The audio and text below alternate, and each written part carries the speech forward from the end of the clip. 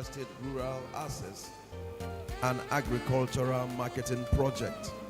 Awka, Engineer Professor Louis Chukwuemeka Orakwe.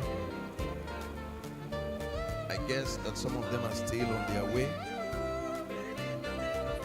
Also expected in this meeting is the Director General and CEO, Project Development Institute, PRODA, Enugu State, Dr.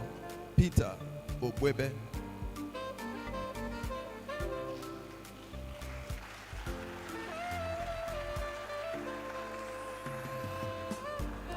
You're welcome, sir. Please proceed to the high table.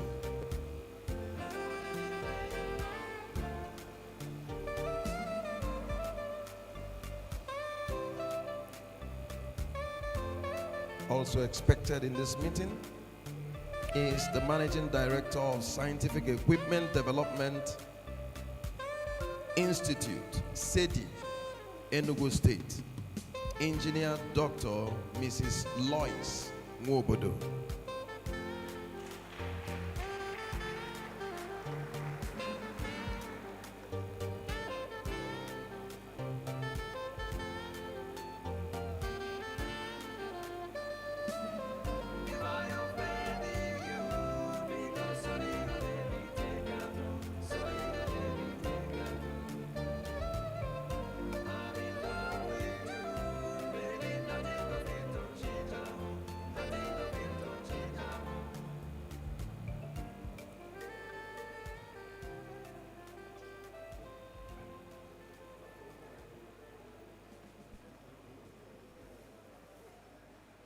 Once more, I want to welcome us formally to the Faculty of Engineering International Conference.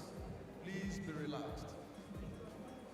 It's a conference that you definitely go with very strong inspiration.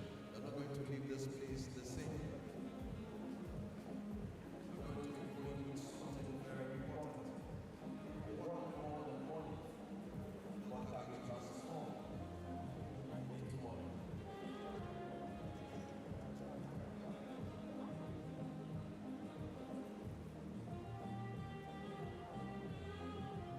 Also expected in this program is the Director of Southeast Regional Directorate, Standard Organization of Nigeria, SOM, Mr. Peter Ahmed. Please have a round of applause.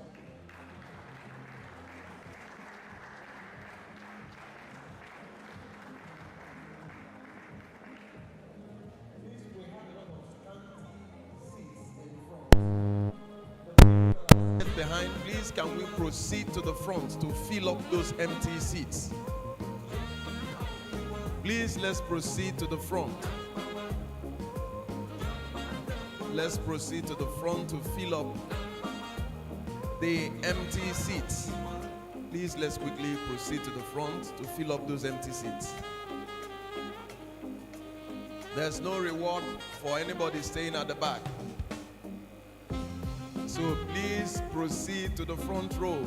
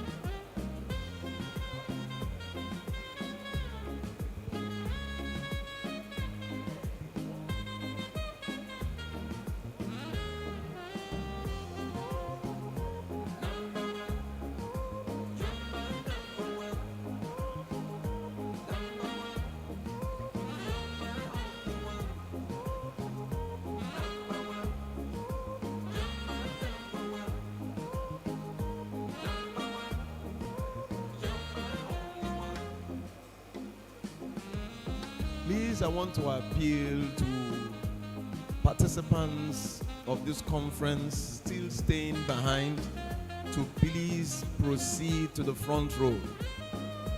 There are no meal tickets for people that are staying at the back. So please proceed to the front seat. We have about 3, 4, 5 seats. May I also acknowledge the presence of the honorable member representing Ihiala constituency, Honorable Ilo Chukwuemeka Golden. You're welcome.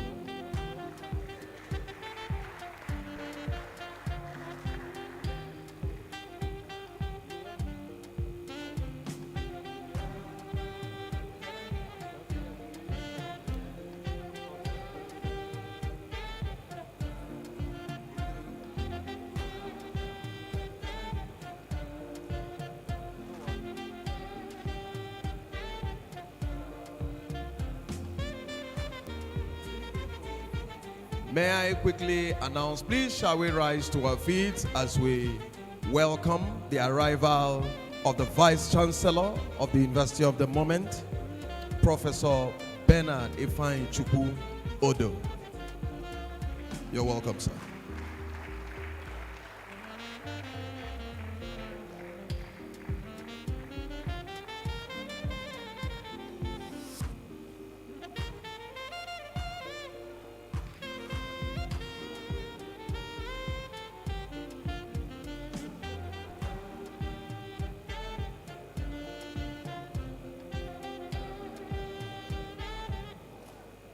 Please, may we still be upstanding as we take the national anthem.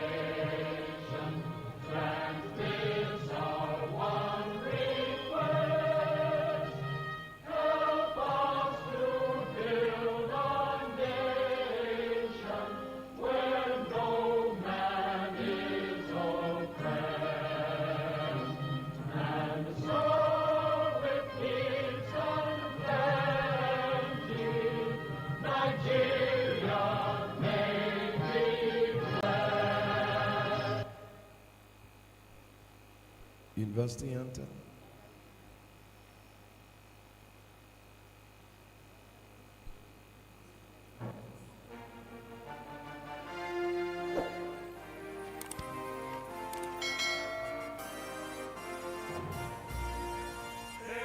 Unizik, pride of the states and our nation, fountain of knowledge and of wisdom.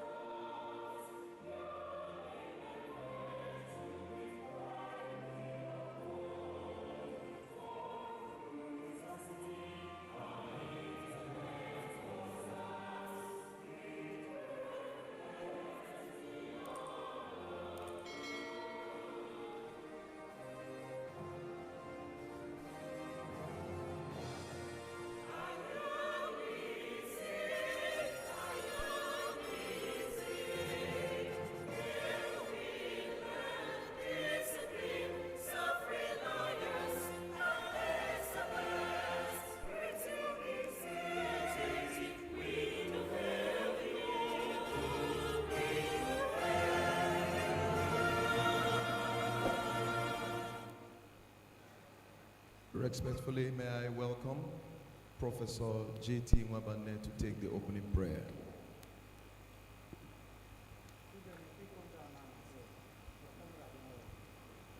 Let us pray. Father in heaven, we thank you for this beautiful day. We thank you for this day that you have given unto us. We thank you for the privilege to be here. We want to commit the Faculty of Engineering International Conference into your hand, which has started today. We ask that you come by your Spirit to help us. We pray for our Vice Chancellor. We pray for the Chairman of the occasion, the Dean of the Faculty, and every one of us, that you use us to bring about the success of today's event. Let your name be glorified, O Lord. In Jesus' name we pray.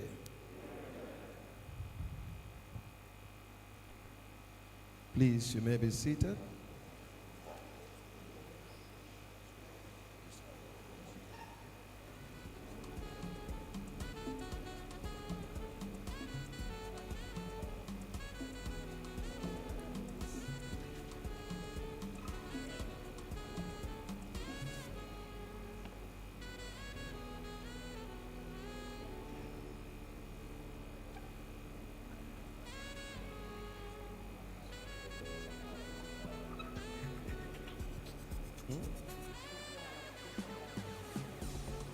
To take us further into this program,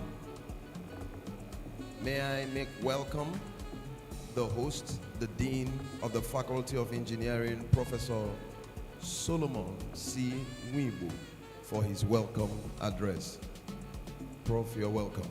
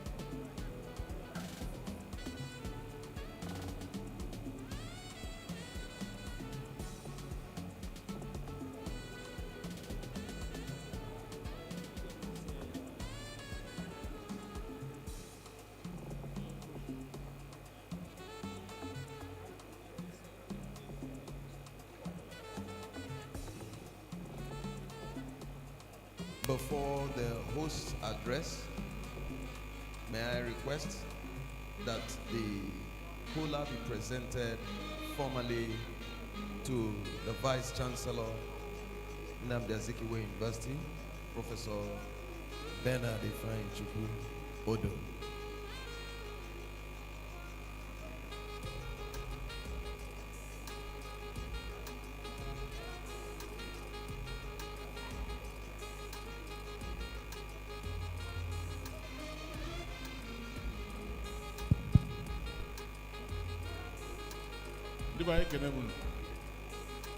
I were Ndiobia and I am the chairman of today's event. Chairman, Ojabi. Thank you very much, Vice Chancellor. Biko, I get me Ojia, Lusolese, on behalf of ndị niile bịara ebe a, biko ọjị abịago ndị isi oche, Professor Bart Naji, ably represented, and ụmụnne the government functionaries here and the leaders here. Biko ọjị abịago VC, I got chosen the son of the soil. I can see the ọjị, ka achọ onye ga-awala ya ọjị.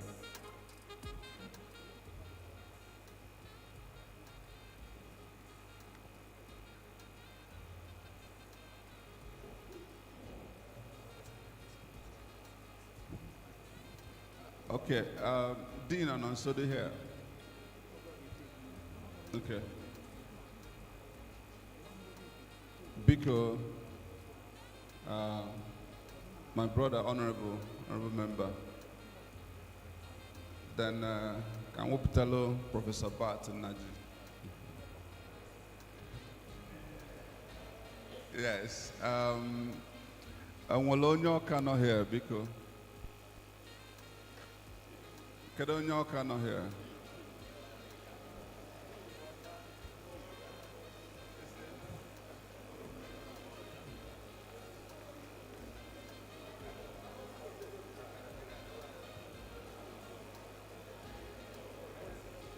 What logic I do? I go lie now. Me gata me manta I go lie.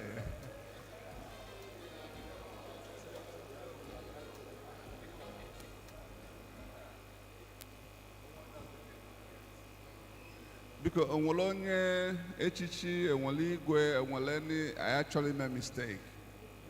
Otherwise, Kaigabazian Niru, because the time is also fast spent.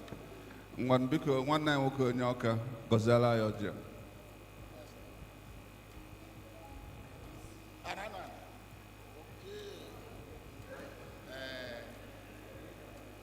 Kachu Gozoja and even in I got Tabia Libre, now that Jesus Christ is going why.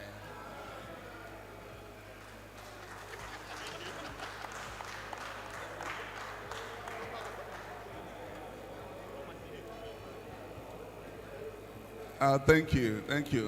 MC, go ahead. Onyauna, because ndige ekoj bazabulojik eke, because thank you.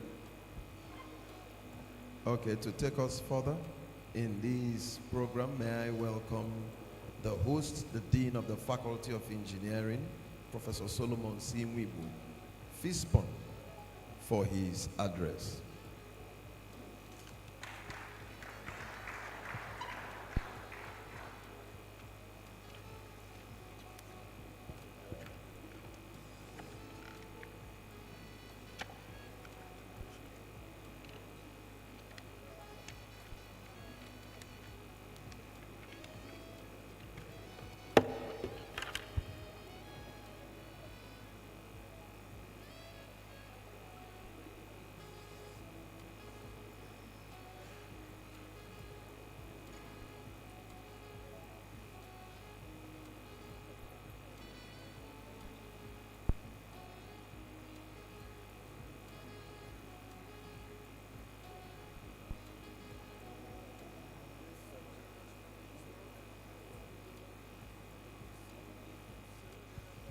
My Vice Chancellor,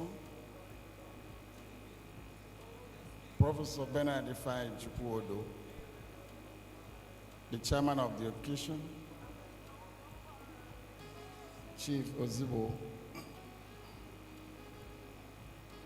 our lead paper presenter, Professor Mwalo, and our guest lecturer, Professor Bart Naji, and all the representatives from the federal parastatals that we invited, and all the heads of units and directors of the university, all the professors in the Faculty of Engineering, and all the researchers that have gathered. It is with immense pleasure that I welcome you to the 2024 Biennial International Conference of the Faculty of Engineering at Nnamdi Azikiwe University, Awka, team Sustainable Energy and Smart Agriculture for National Development. As we gather here today, we find ourselves at a critical juncture in our national journey, one marked by economic challenges and pressing industrial demands. The high cost of energy has forced many industries to shut down, exacerbating the food supply crisis we currently face. Our agricultural practices are in their need of innovation and sustainable solutions to ensure food security for our nation. This conference is timely as it provides a platform for all of us to explore and discuss cutting-edge technologies and best practices from around the globe.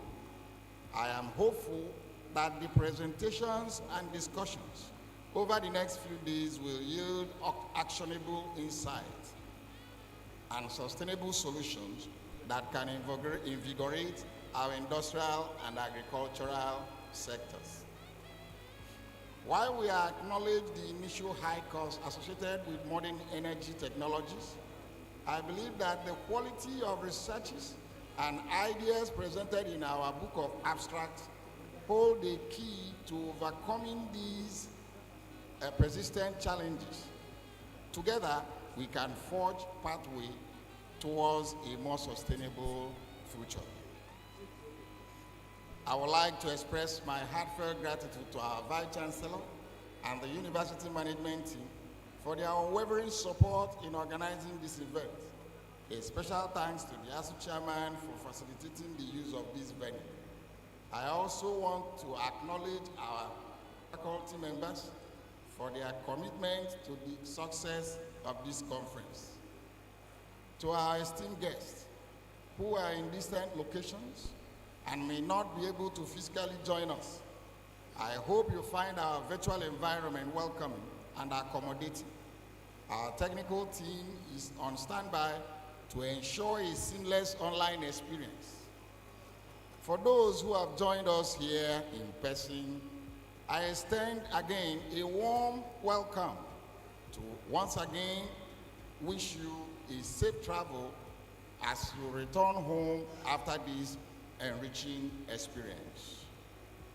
In conclusion, I wish everyone a fruitful and inspiring conference filled with meaningful discussion and collaboration.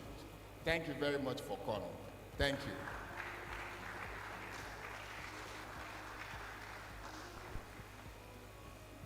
Another hand of applause for the Dean, Faculty of Engineering.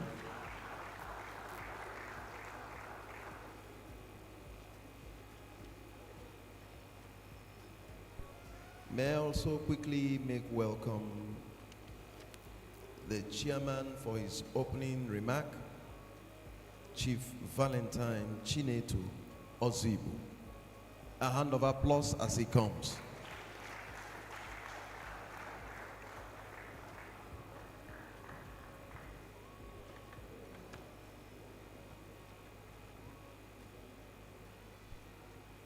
Good morning, everybody. Let me quickly welcome all of you, distinguished delegates, to this very important occasion. I would like to rest on the protocols already established, but I've just 5 people I want to specifically mention. First is the chief host today, the man in charge of this wonderful institution, the newest Vice Chancellor of Nnamdi Azikiwe University, my friend and brother, Professor Ben Odo. It's an honor to share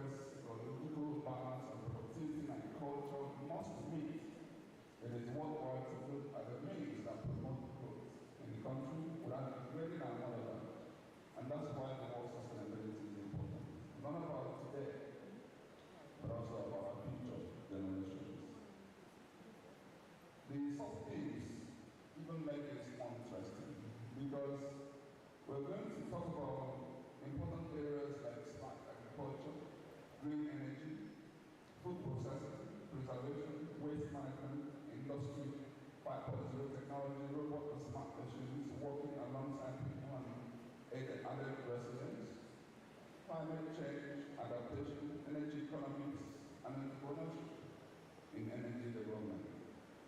All of these areas are important in the development of Nigeria, and in solving the problems of at hand, such as climate change problems, food shortage, and effective utilization of resources globally. There's one concept that usually comes to mind when we talk about technology and agriculture. Countries that actually distinguish themselves so well that they become a model for a lot of other places, including Nigeria. And that's a country, Israel. There's a whole lot in which we can challenge ourselves and hopefully attain. And in doing this, I can tell you that the future of this country can get better and better. But we'll leave all of this for speakers and discussants to delve into. Mine is just to elicit the presentations so that we will have sufficient anticipation of them and pay attention to them and hopefully take away things that will be implemented so that our future really can begin to witness the new dawn. Presentations and discussions that will take place here are not merely going to be academic. They serve as foundations for a greater cause. And this is why I am indeed honored to have these amazing speakers today. And let me touch something very important. Whenever we talk about agriculture, we also can't but talk about insecurity, because it's the biggest challenge that we face. Hopefully,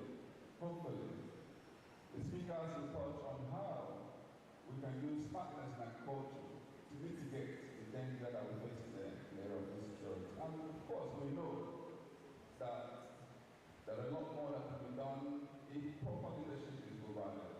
If we find a good nexus for bringing character, competence, capacity in political leadership.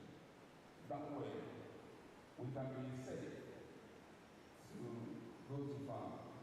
We can also then increase the smartness and the efficiency that we seek for in technology and in agriculture.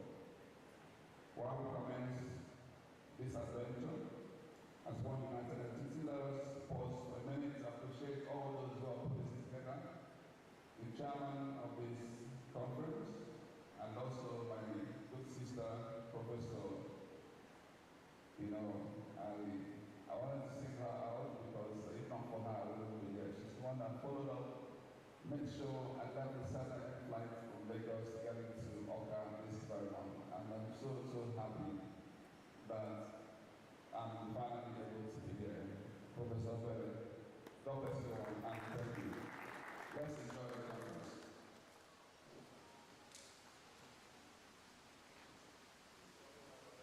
Vamos,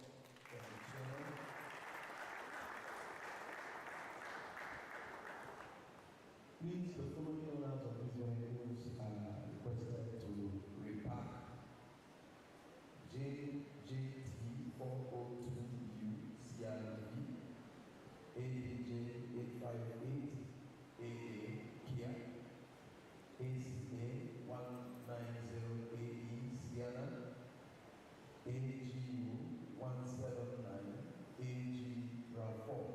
Please, you are requested to repack. You have not told someone. Ladies and gentlemen, I believe that right now the program is already up and running, and I believe that you are in to pick up something very important that will help in the development of the economy of this country. May I respectfully invite the Vice Chancellor of our great university, Professor. Shall we rise to our feet, please, as we receive our Vice Chancellor, Professor Bernard Obi. Sit down, please.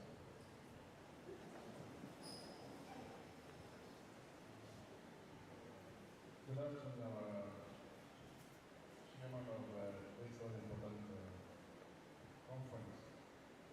All the invited guests and the guest speakers, especially my close friends, Professor Bat and Professor Peter Wan. I spoke with Professor Bat a few days ago at our discussion center on energy on campus. I'm glad to be here this morning, and this event aligns completely with what the agenda of the next 5 years is focused on. I'm going to be here. Morale is quite evident. That's something that government is what it should be. Engineering should be our flagship faculty. This university. This university was established in Awka.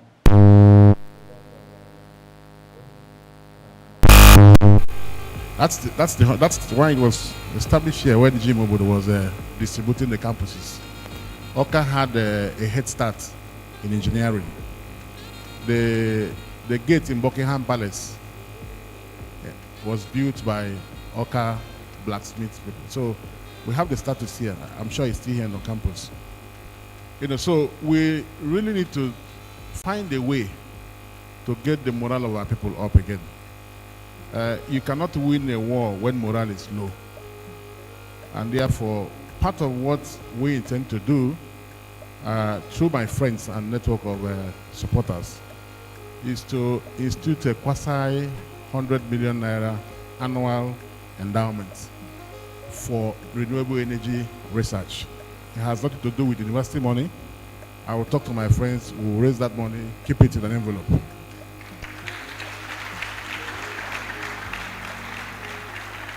Now, what does this kind of fund do for us? We want research ideas that can be patented into products to create solutions that are scalable, that can be deployed into the market.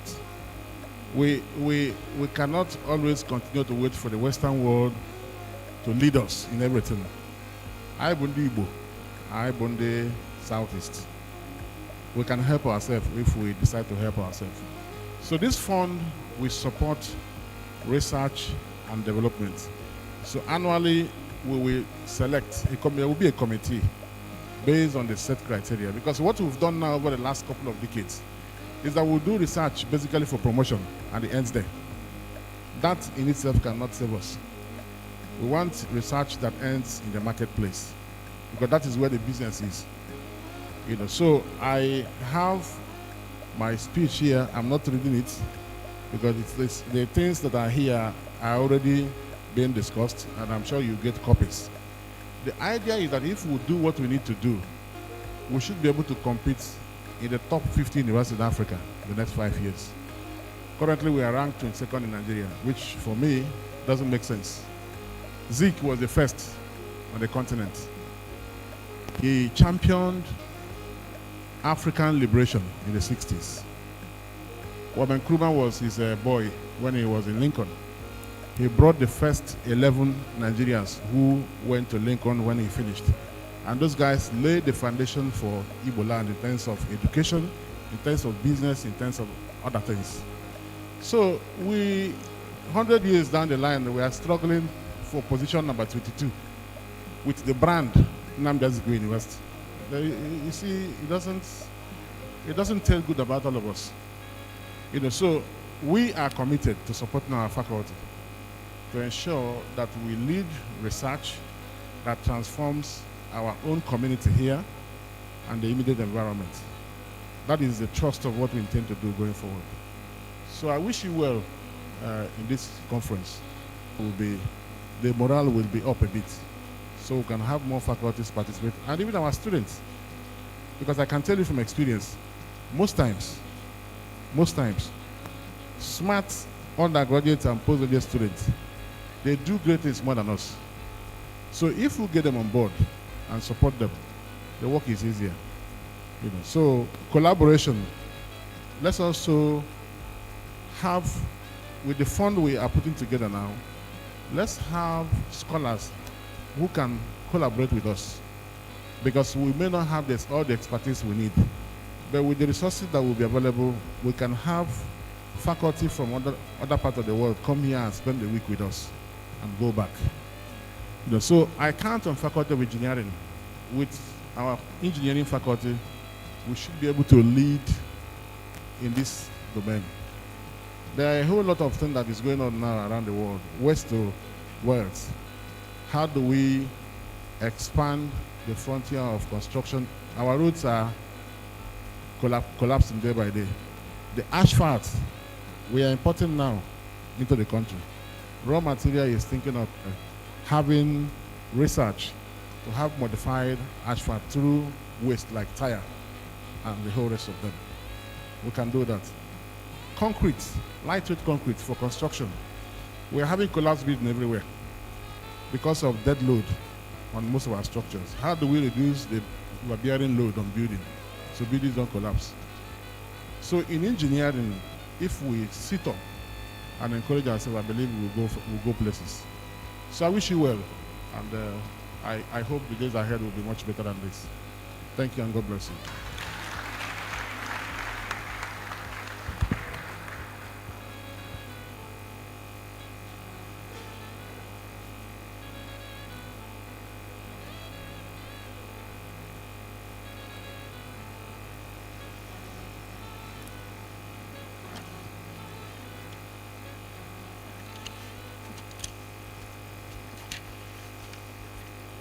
Another hand of applause for the Vice Chancellor.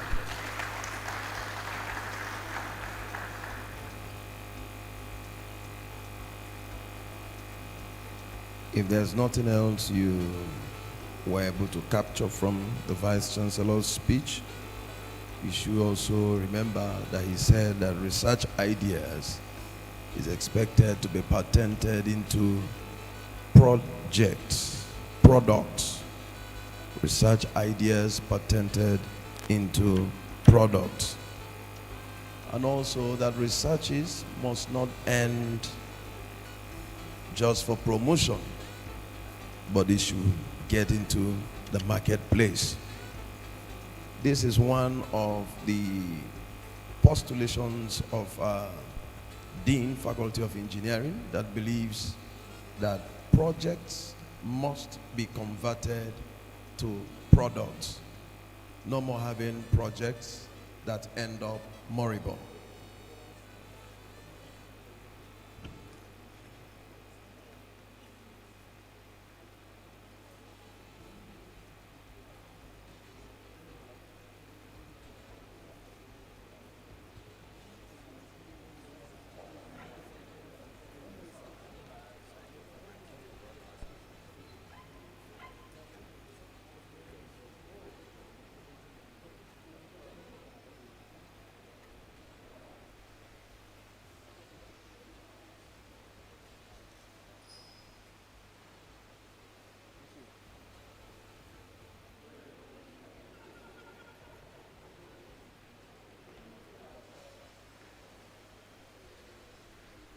Before the Vice Chancellor leaves, we want to have a group photograph with the chairman and all our special guests, and also inclusive the professors of the Faculty of Engineering.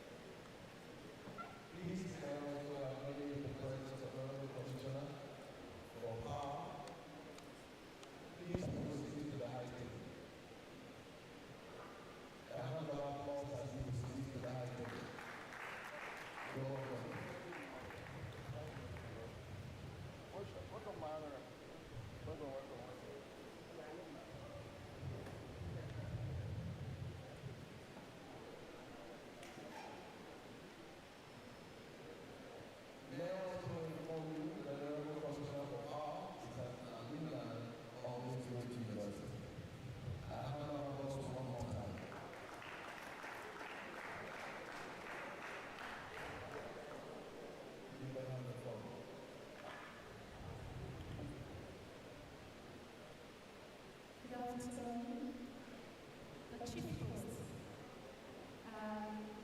He has left, but I must congratulate him for engaging the Vice Chancellor of Nnamdi Azikiwe University.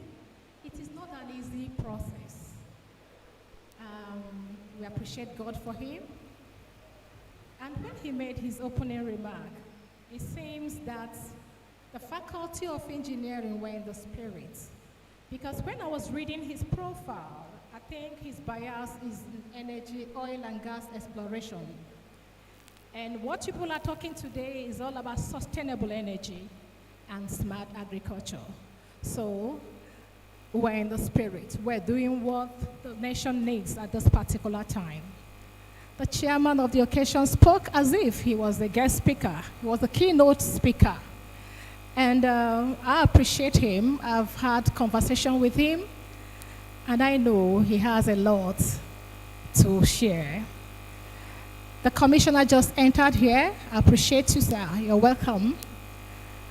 The member House of Assembly, the dean, the head of departments, the professors here, distinguished ladies and gentlemen.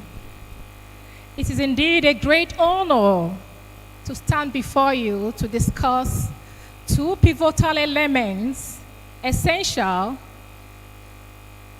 for our nation's development: sustainable energy and smart agriculture. Sustainable energy and smart agriculture. I am privileged to represent an authority in energy sector with bias in robotics. I may not speak with eloquence and expertise if he were to be here, but I've come to convey the message which he titled, "A Message Delivered at Its Ripe Time." And the question is, when is the right time and where is the right place? Today is the right time, and in a community of researchers, are the right place. But I'm worried. When I came here, I saw only lecturers here. And I asked, and I said, where are the students? Because without the students, we don't have a...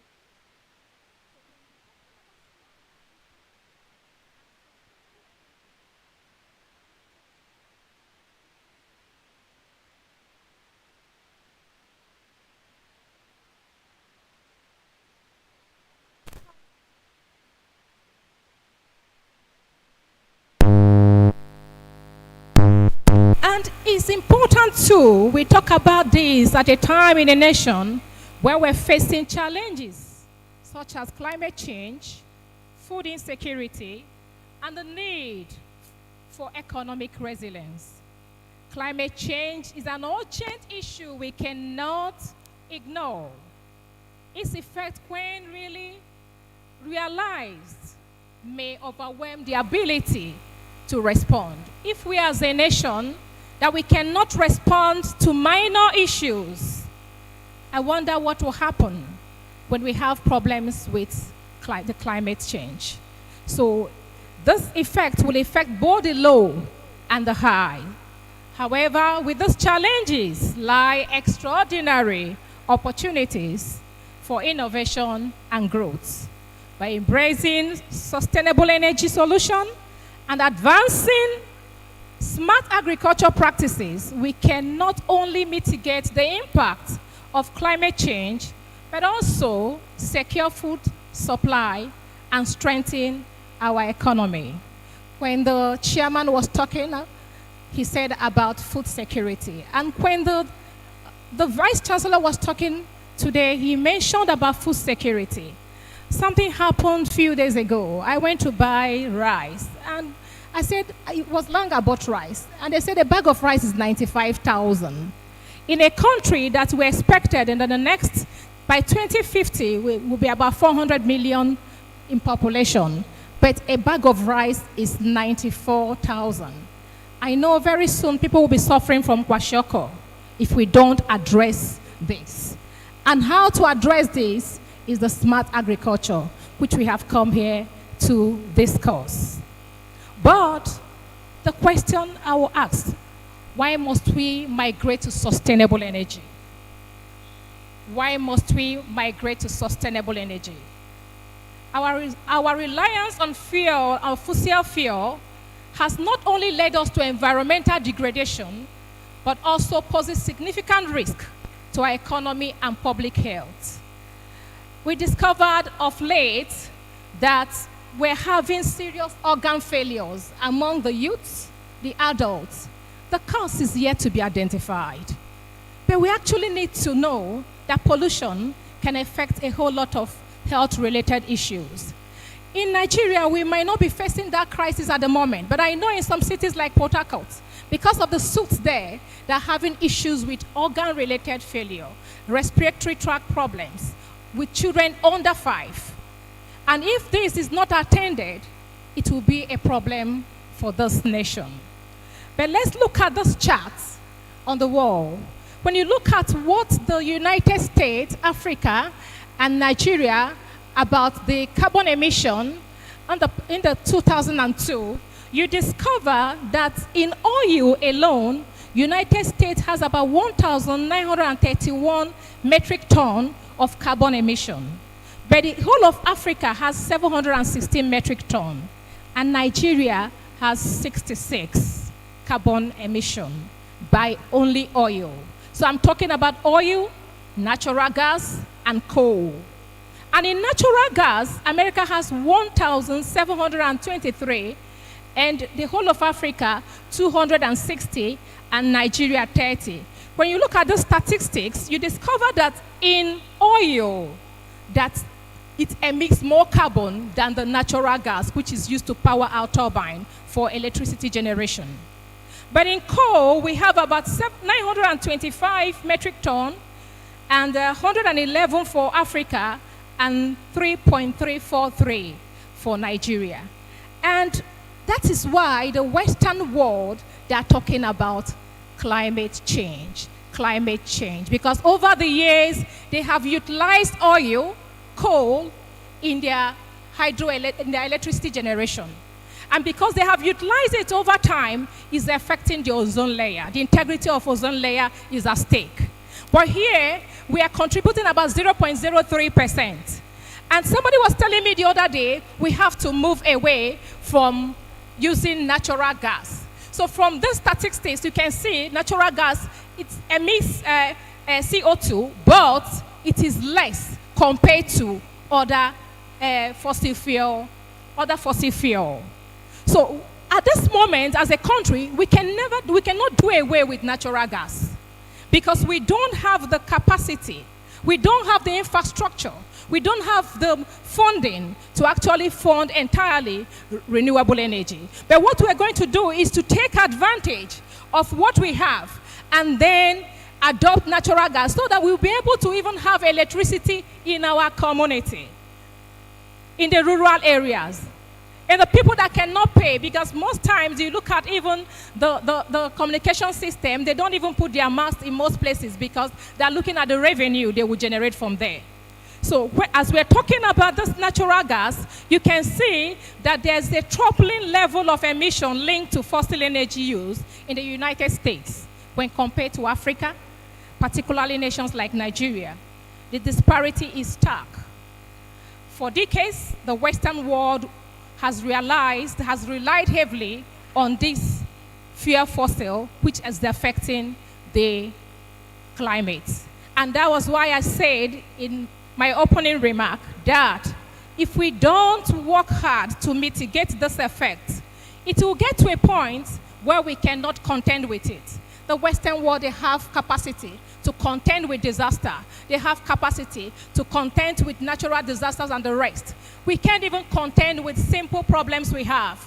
There's a kidnap, we can't find them. They said you can't do anything to it. Is it when we have problem escalated by climate that we're going to contend with it? Even with the poor people. In this country, we no longer have the middle class. It's either you're high or low. And basically, 90-something% are below the average. So we have surpassed India in the poverty index. So we need to help ourselves. Beyond what the government is doing, we need to help ourselves. Because what causes this climate change and the pollutions everywhere is the flaring gases. For instance, gas flaring and production and illegal bunkering activities have resulted in substantial carbon emission, adversely impacting public health and the integrity of the ozone layer. When you get to Port Harcourt, you will understand what I am talking about. You get to LMA Petrochemical called Indorama now, there's a flaring gas. And everybody in Port Harcourt, when you touch your clothes after spending hours, you see black suits. Those black suits, we're inhaling them. And every day, we don't have longevity in this part of the world. And why? Because of pollution. Not only pollution from the flaring gas, even the cars we drive. Sometimes you'll be driving, you see a big truck, and the CO2 coming out from there won't even give you access to overtake the car. We inhale those things every day. And that's why I say there's need for us to do what? Help ourselves. We don't fold our hands only to actually wait for government. But because we're in a community of engineers, when the Vice Chancellor was talking, he said they're the flagship of the university. I call them the brain box. We are the brain box. I am proud to be an engineer. Apologies to those people not engineers in this hall. We should be the brain box. I would reduce my voice to speak. During the war, it's the engineers that fabricated the Obunigwe. And without them, the Igbo extract would not do the exploits we did during the war. The engineers are the mover. Can we clap for ourselves? But while clapping for ourselves, let's ask ourselves something. Are we actually engineering? Do we have engineers at the moment? Do we have what? Engineers at the moment. Your dean came to my faculty last week to deliver a lecture, and he asked the question, and nobody answered. But I know we have engineers, but the problem we have is that we lack the interest. We're no longer interested. Even when you get to classroom to teach, you discover students are no longer interested. Why are we losing interest? If you're passionate about to be a teacher is a call. To be a teacher is a call. I was privileged that my parents are all teachers. It is not all about the money. Yes, the money is important for you to pay your bills. But what is the passion is even when there's no money, you are propelled to do more. As engineers, what have we done? What have we patented? Do we have agri engineers here? If we have agri engineers here, the question is, our ancestors used ozo, ozo, hoes, cutlasses, diggers. Today, we're still using the hoe to farm. We're still using the ngu. We have not done any innovation to add to what they have done. Nobody is interested to increase. Nobody is interested to contribute. I was with a colleague and I said, he was saying something. I said, what have you contributed? He said, federal government are not funding the university. Who funded them to invent hoes? Who funded them to invent cutlasses? If we can answer the question, it is time for us to rethink, rejig, change our approach. Because if we don't change our approach, we keep complaining, just like everybody complains. The white man has come to this country. They have taken away what belongs to us. The one left with us, what have we done with it? The one left what have we done with it? We have done nothing. After the war, the Igbo extracts of engineers, we died. We became poor the way we reason. And that's why we're not adding much. Just like the VC said, we're only interested to publish papers for our promotion. And I said, we can do better. The technologists can't even rewind transformers. They don't even understand the operation of a simple motor. You will see fans spoiled, and you have technologists. And they're saying they're going to roadside technician, Oyena Elementary 6, to recall the fans. And that's why I'm glad when I saw the keynote speaker, his area is raw material. Because you can't talk about engineering without talking about raw materials.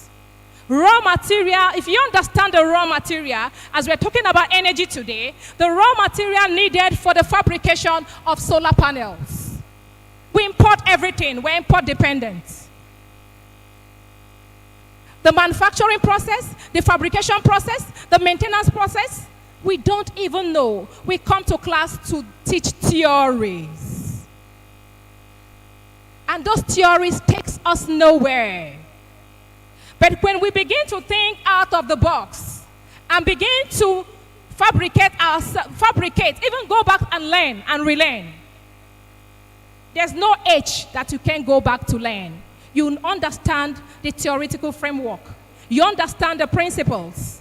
So when you go back to that roadside, you will be able to learn better. I encourage our deans to send our technologists out to those roadsides to teach them basic things. The essence is that when you teach them, you can impact on these children.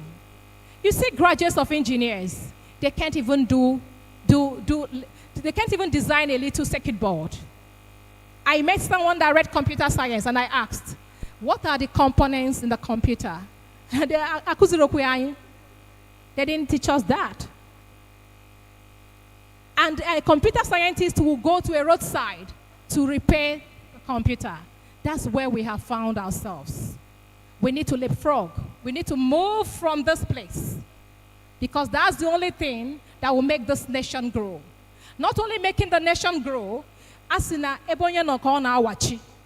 if we do well, the IGR of the faculty will increase. The IGR of the departments will increase.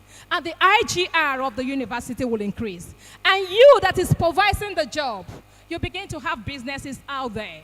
And from there you find cheap labor because the students are the labor you're looking for. You're not paying them for the labor. Take for instance, we are producing rechargeable lamp. And you have about 500 students in the Faculty of Engineering. Every year they will produce something, rechargeable lamps. And when they produce rechargeable lamps, each person, you have 500 rechargeable lamps. How much is rechargeable lamps sold in the market? You can see the IGR is going to generate for the faculty. And you that is supervising them, definitely, it has a ripple effect. And every year, every 500 students has a prototype of something to design. In the area of renewable energy, in the area of smart agriculture, and the rest of them. It will have a multiple effect. And the China we go today, we'll stop going to China. We'll come back here to begin to do what the Chinese are doing. Because I know we have over 100 universities in Nigeria. When you have this multiplying effect of students producing those things, multiply and see the numbers we can be getting annually for every session. So, but let's go back to the benefits of transition to sustainable energy. Environmental benefits. Environmental benefits. More especially for the cities in urban areas like Lagos and Abuja. There was a study conducted in 2017 that the study shows that children under the age of 5 years, are coming with acute respiratory infection. And this report shows that this has gone on the increase. And that will increase mortality rates. And this is something we can actually mitigate. Another benefit is energy security. By diversifying its energy source, Nigeria can decrease its reliance on fossil fuel imports and strengthen its energy security, especially amid the global fluctuation in oil prices. Currently, Nigeria leads Africa in fuel imports. We're the highest importers of fuel in Africa, with annual imports reaching approximately 1,068,850 tetrajoule. The funds spent on these imports could be invested in localized sustainable energy generation, improved natural gas production, and renewable energy such as solar, biomass, and wind. Economic opportunities. Investing in renewable technologies can generate a wide range of jobs in manufacturing, installation, and maintenance. We have insecurity everywhere because our youths are idle. When we have a system where these youths can be trained in this renewable energy process, in the manufacturing aspect of it, in the maintenance aspect of it, in the fabrication and installation, and in the business aspect of it. The problem we have today is that I will teach you manufacturing, I will teach you installation without teaching you sales. The three is a tripod stand. You must understand the underlying factor needed for fabrication, installation, and sales for you to have a complete circle. And with that, we'll have a graduate that won't be looking for a job anywhere because they're already equipped. They're already equipped. And with that, it will bring about national prosperity. Smart agriculture, feeding the future. Another important area of today's discussion is smart agriculture, feeding the future. As we face the challenges in agriculture, we need to find better ways to feed our growing population. If what we get from our low farmers in the village cannot feed us, Kwashoko is near the corner. You know, those days during the war, they used to do package Maggi to send because people are having deficiency of protein. I don't know whether anybody is going to come to our aid at this particular time. God has given us everything to change the narrative, but we have chosen not to change the narrative. Our traditional farming methods are no longer enough for our needs. And the only way we can achieve this is, number one, by having precision. What do I mean by precision agriculture? This year, something happened. I planted yam somewhere in January, and before March, the yam has rotten because there was no what? Rain. Because we don't have what? Precision agriculture. Precision agriculture will help you understand that rain will fall in April. So if I need to plant yam in January, expecting rain in February, I don't need to do that. I need to plant it in March, knowing that rain will do what? The rainy season will start in April. And because of that, we have low yield of agricultural produce. Precision agriculture will also help you in getting the soil texture. What will the soil grow? If I plant potato there, will it grow? If I plant this, will it grow? Do I need to do crop rotations? No, because you're planting this cassava. Every year you plant cassava. You won't expect to have what? Maximum produce in that. And that is the essence of smart agriculture. You can see from the diagram there, the data collection, interpretation of data, and application. But I have a problem here. The problem I have is that who are the farmers, the youths, and our village, our women in the village? And how do we integrate them into this precision agriculture? Because they need to understand the data and how it works. Somebody here, the people in electrical, computer science, and agric can team up and develop an app that will help our mothers in the village. With a smart energy in place, you can then use solar to power some things in the village. And then those smart apps can even work without Android phone. Because when you develop something, you can make them work. So what the government needs is to collaboration with the government. They have such phones. That smart app can also, after training, will tell them what they need to do with this. You just need certain GPS to actually locate there and know what you need to plan there. With the smart app, even the data interpretation will be easier. Now we have what they call natural language processing in AI. So those apps can be processed in our local dialects and translated so that when they try to use the app, it will speak my dialect. I'm from Nsukka. It will speak my dialect from the native woman there.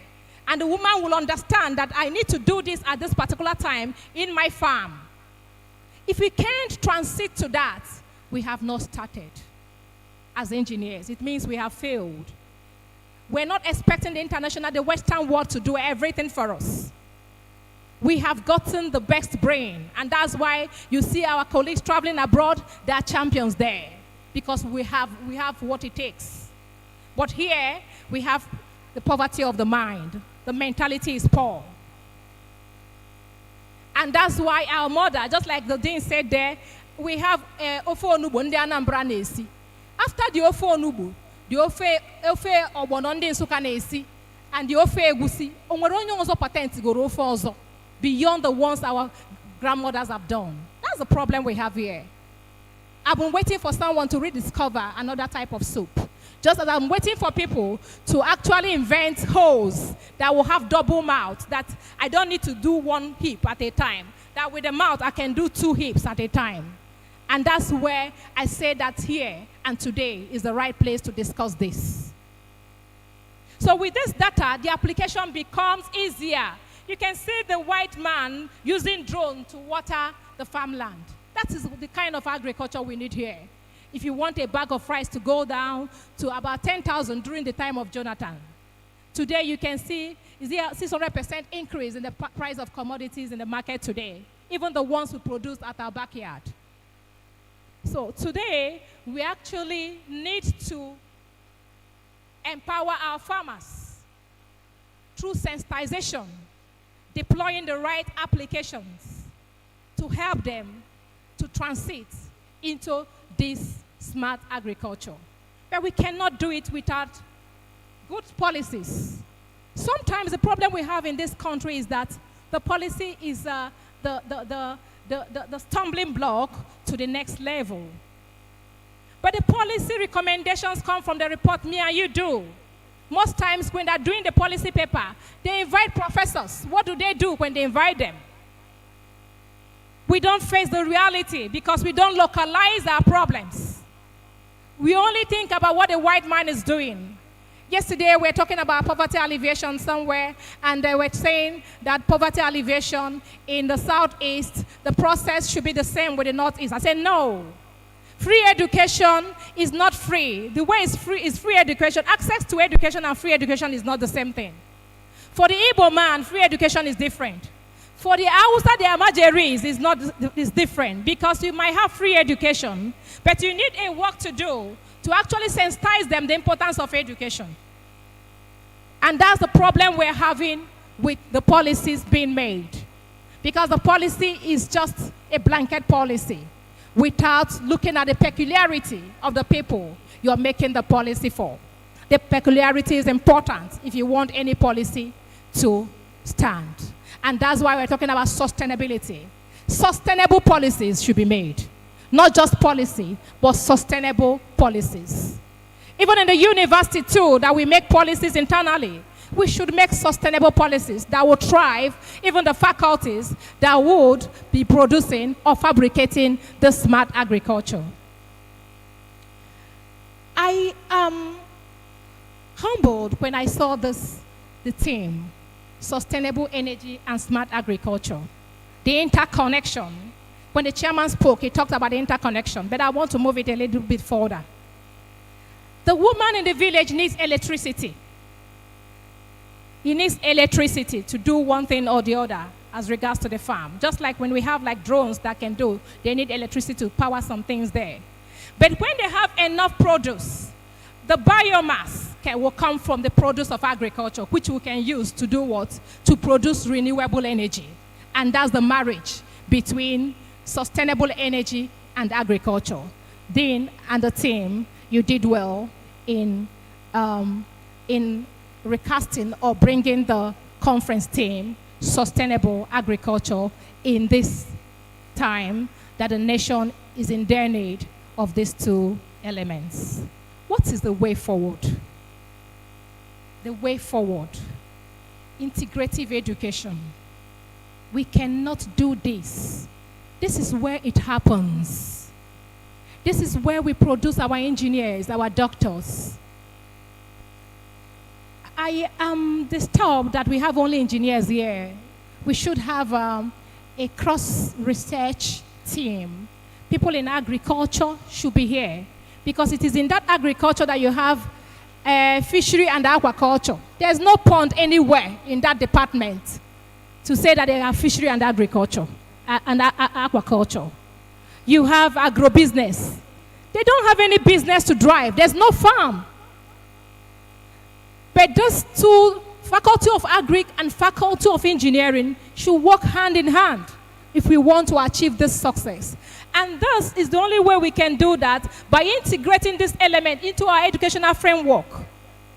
By addressing, first of all, our curriculum development to suit what we do.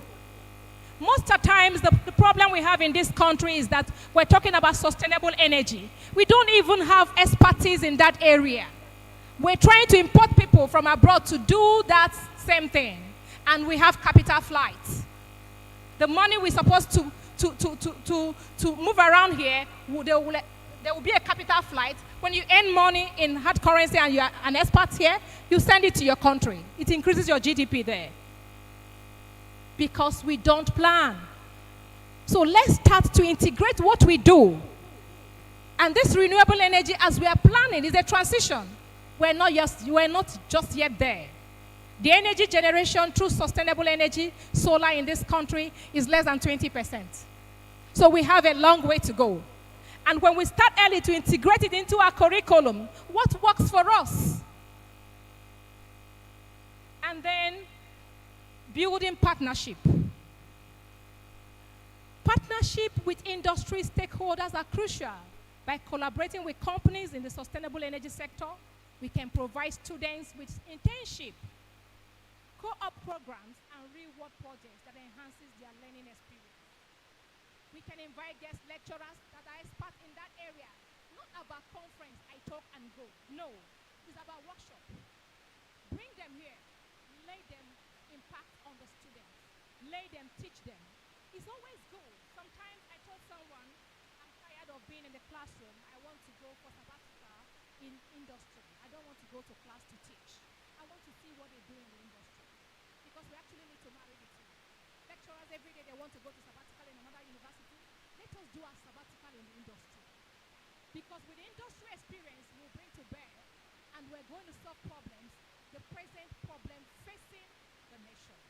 Without this industry experience, the theory cannot marry. Somebody asked me, all this engineering math, you know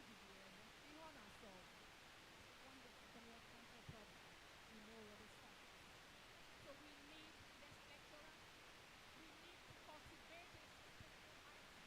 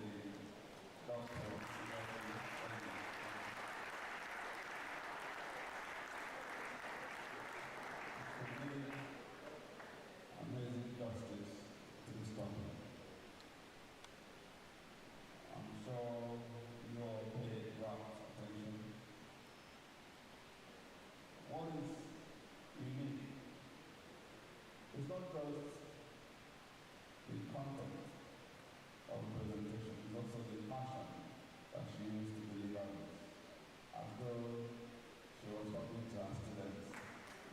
Can we do that for them?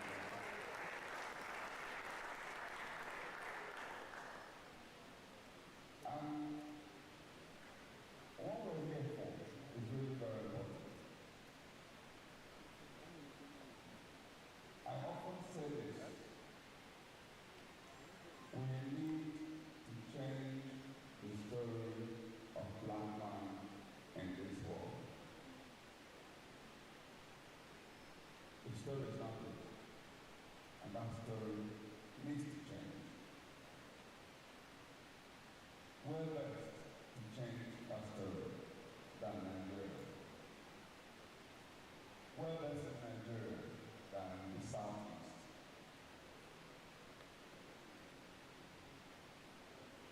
What most do we change is actually the quality and relevance of education. And embedded in this, a culture of continuous improvement, what I call Kaizen culture. Thought it through in all the presentations.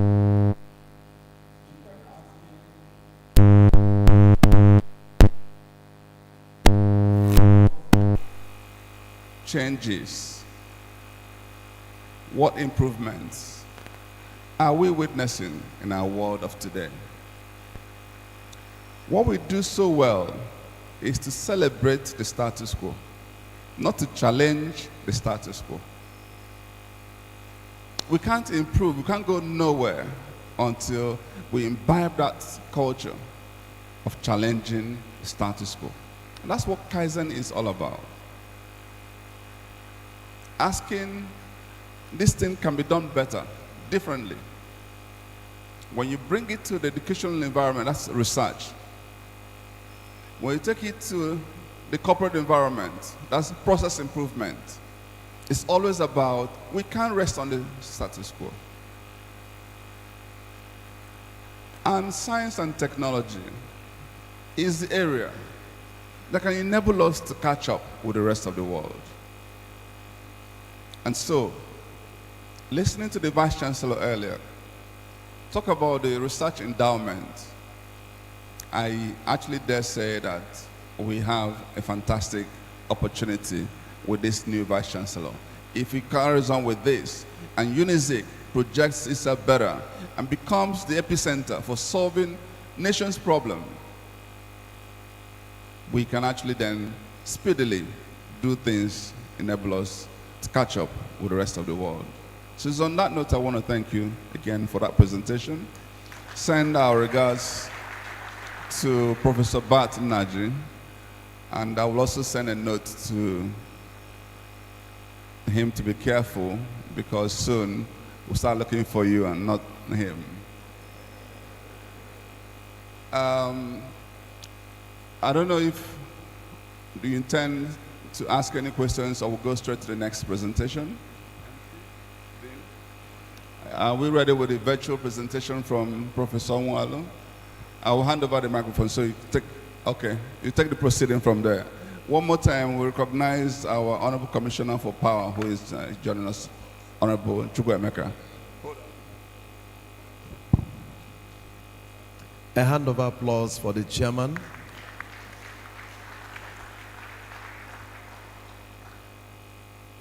May I respectfully invite the Honorable Commissioner for Power, Honorable Chukwuemeka,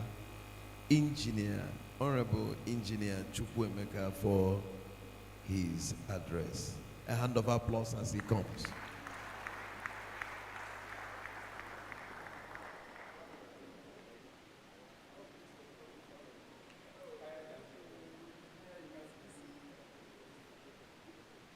Thank you very much, Mr. Chairman. Thank you tremendously for the words you take, and now to congratulate the last speaker, the record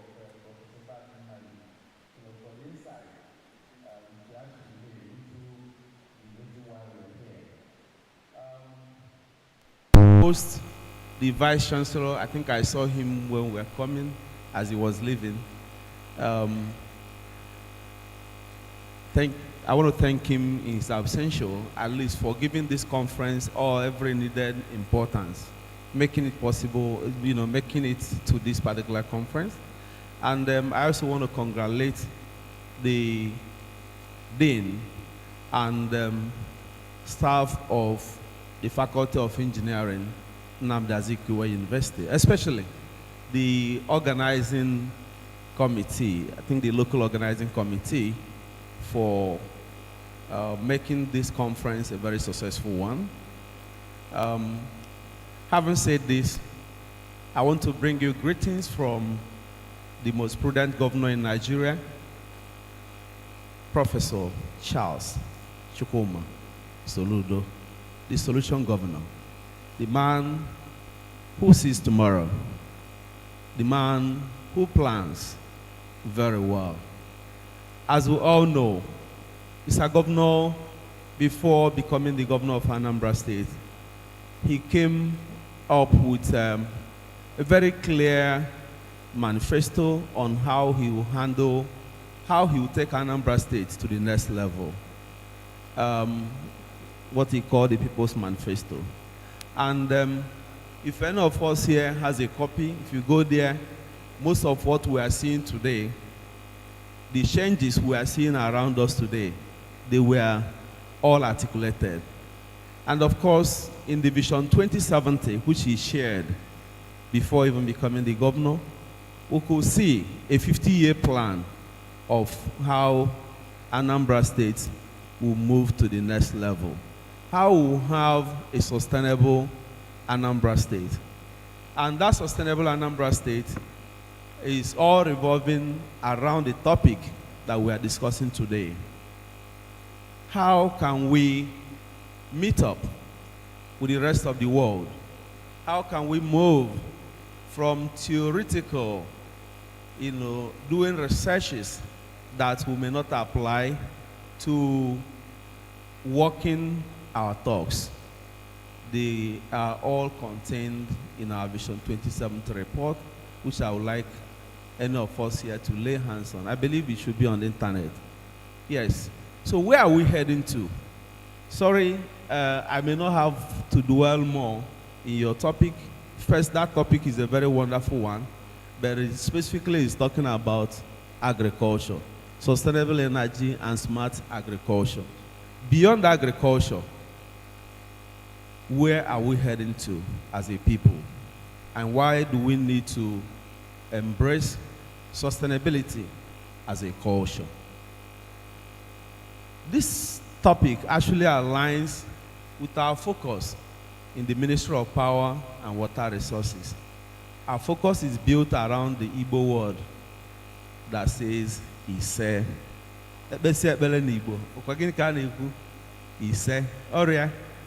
And what is Ise in that focus?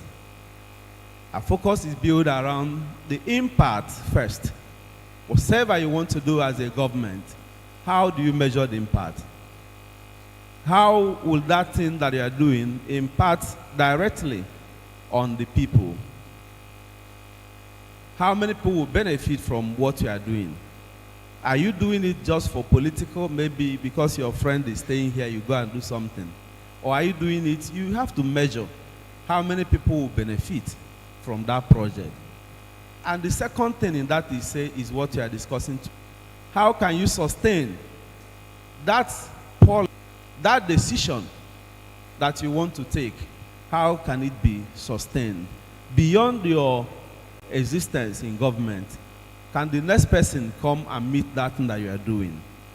And the last, but not the least there, the E is eco-friendliness. This is most of what our sister, he spoke so much about our environment. And as we all know, Mr. Governor has 5 pillars of development, how he wants to develop and in one pillar. When we talk about the principle of environment, people think around that in terms of erosion control. People think of environment in terms of the things we see. We hardly remember the pollution component. We hardly remember climate change and how we can mitigate the impact of climate change on each and every one of us. Now, today, I will talk more around this climate change component, the pollution, and how we can minimize them, and what we are doing already to ensure, because as government, our job is to make good policies and to lead our talk so that others will see that, oh, this thing is working, and they will follow it. And before you know it, it will become an attitude of the people that this is the way to do it, not how they used to do it before. Now, my sister mentioned here the contribution of the sources of energy that we use, the traditional energy sources that we are used to the negative impacts on the environment.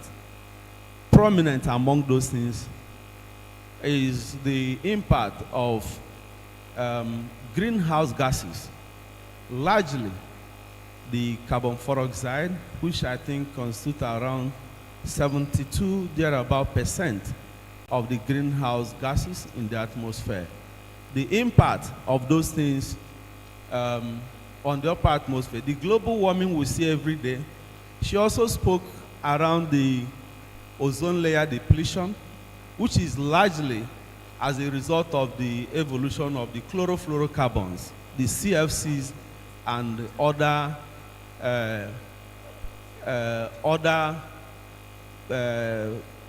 byproducts of what we use every day, especially our energy that has affinity for oxygen, that break the ozone layer, that cause all this ozone layer depletion. So as a state, what have we done and where are we heading to? I want to share with you that when we came in 2022, we'll all remember that on our streets were street lights that were powered by diesel. True or false? And as a government that is green energy friendly, we first started by converting all of them to solar. Street light you see today in Anambra State is being powered by solar, which is a green energy source. Again, in our offices, most of the government offices that we have today, if you go there, the new government house, which will soon come on board, because of the energy requirement there, so we'll be having energy mix. We'll be having 3 sources of energy.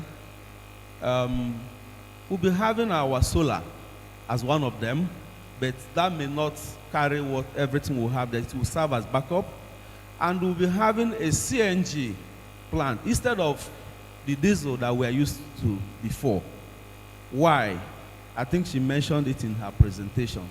You know, the level of pollution that it has, at least has the very minimum amount of greenhouse gas being emitted from that.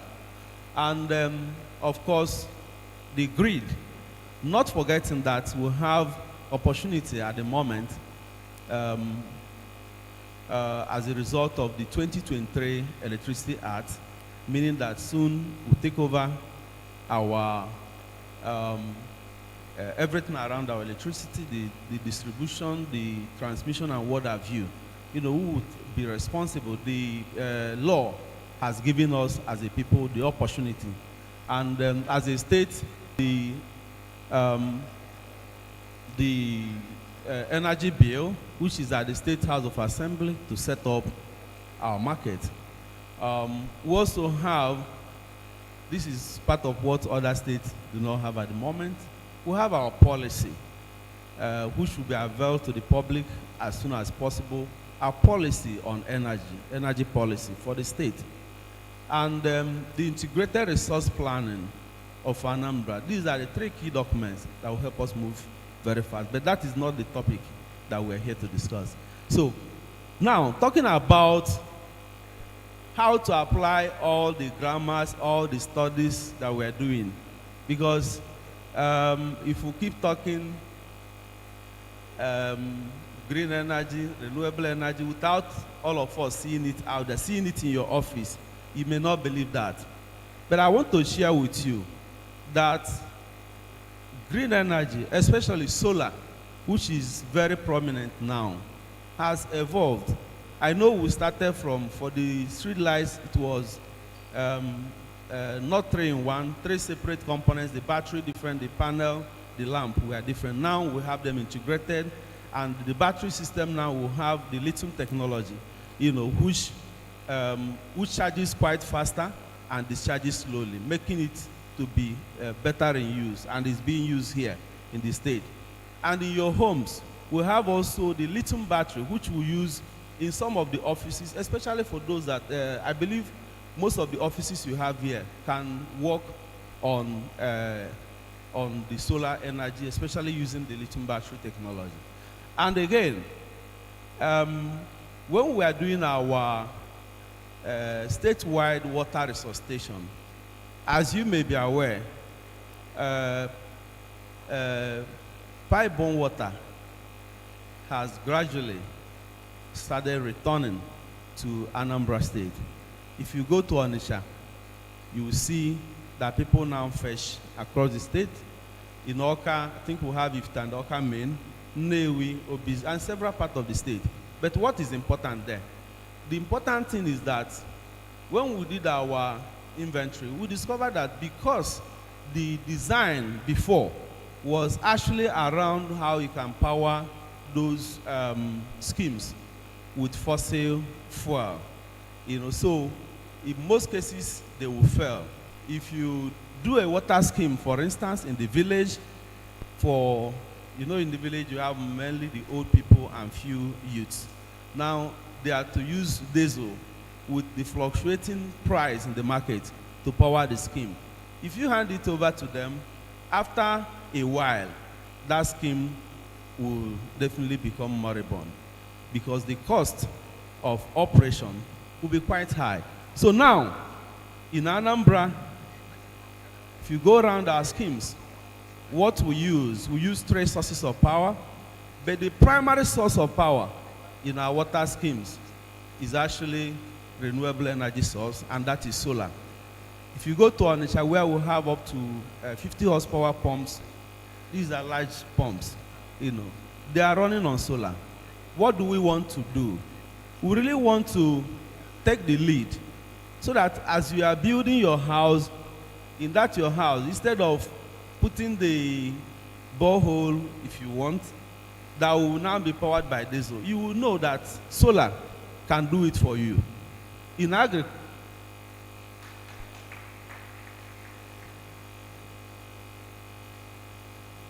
so the emphasis is just to tell us here that it is possible. In agriculture, agriculture is not left out.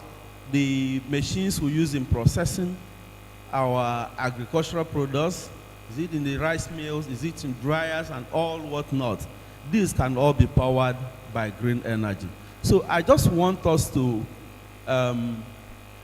shift away from just the theory to also the application of those things that we have been studying theoretically. Thank you very much, and God bless you. Thank you.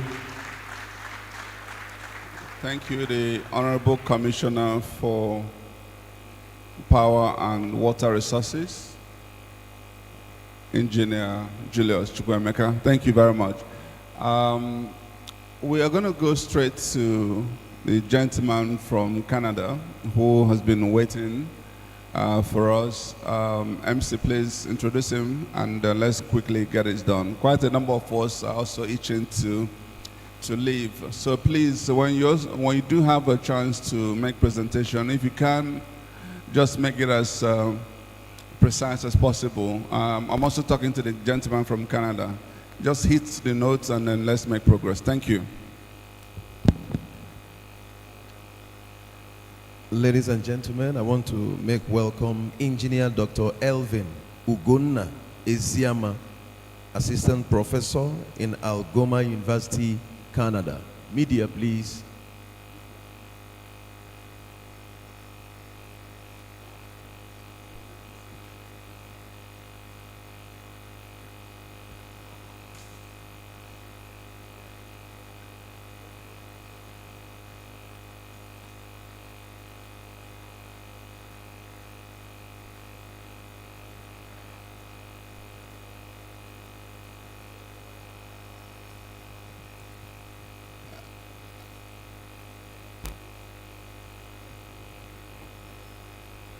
Please, can we also get the organizers to help us distribute this angala? It cannot be expired because Sibugalia Oji, I can remember the Taoji. Thank you.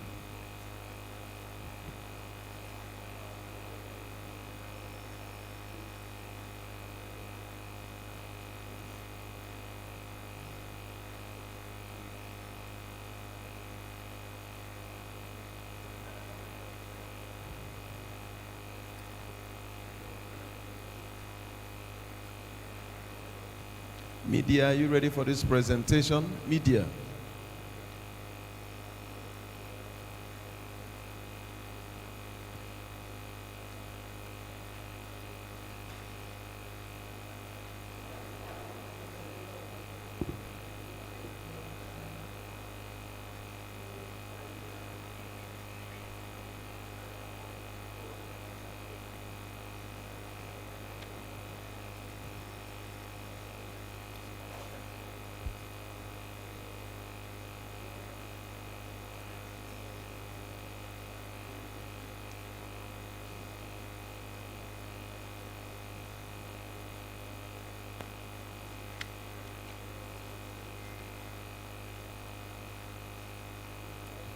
Engineers are known for precision.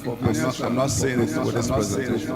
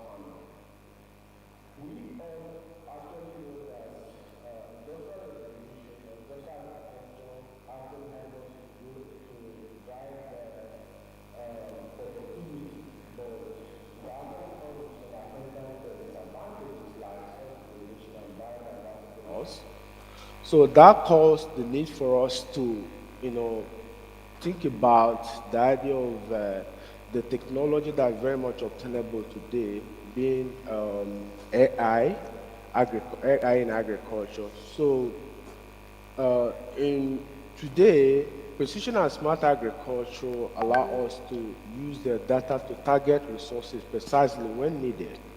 So in this case, it can actually help us to know when exactly we are bound to apply water, fertilizer, pesticides, only when necessary.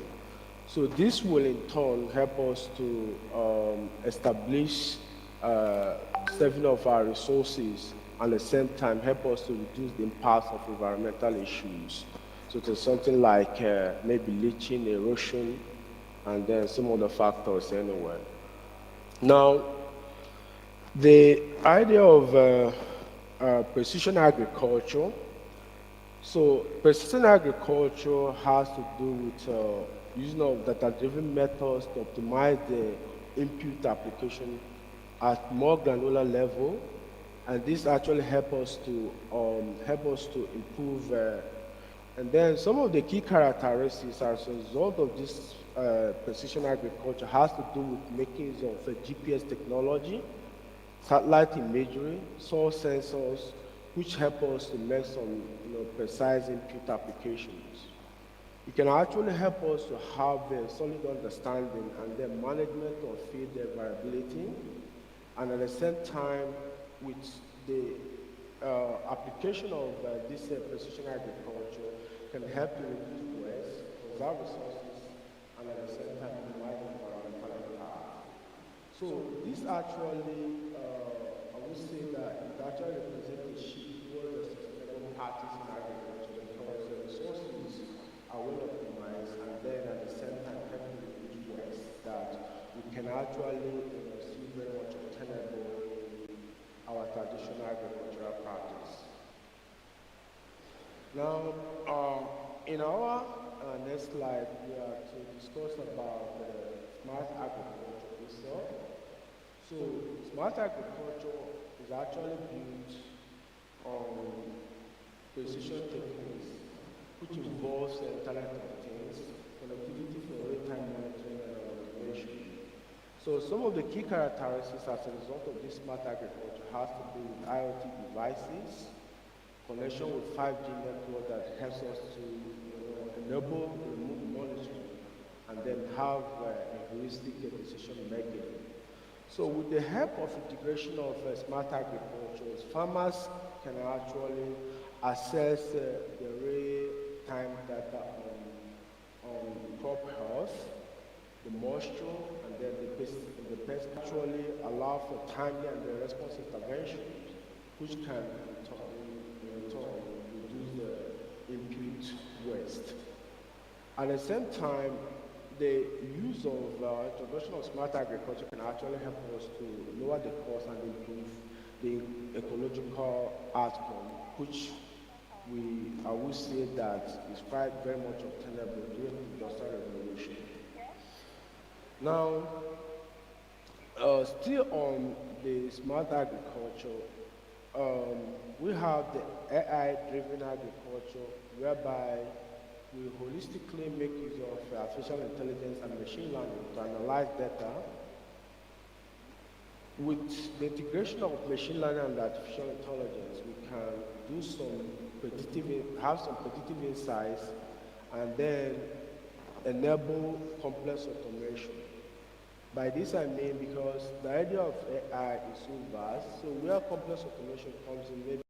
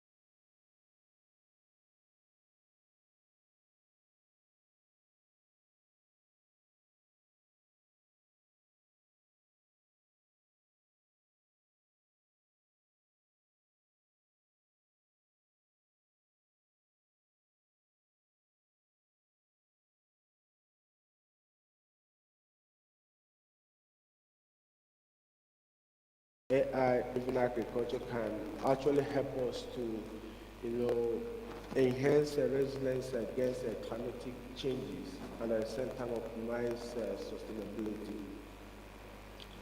Now,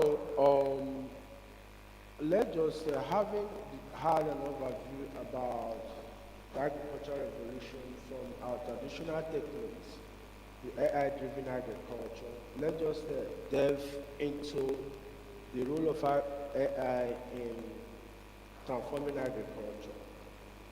So in my overview, we see that AI is actually revolutionizing agricultural practices by integrating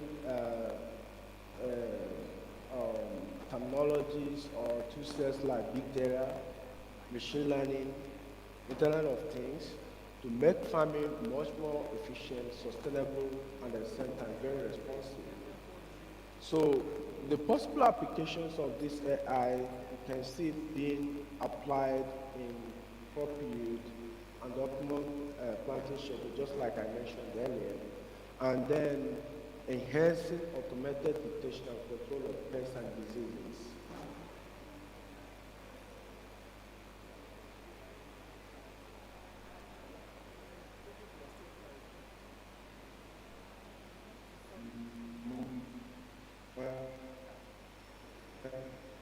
Manage water resources, AI, and transforming our agricultural practices.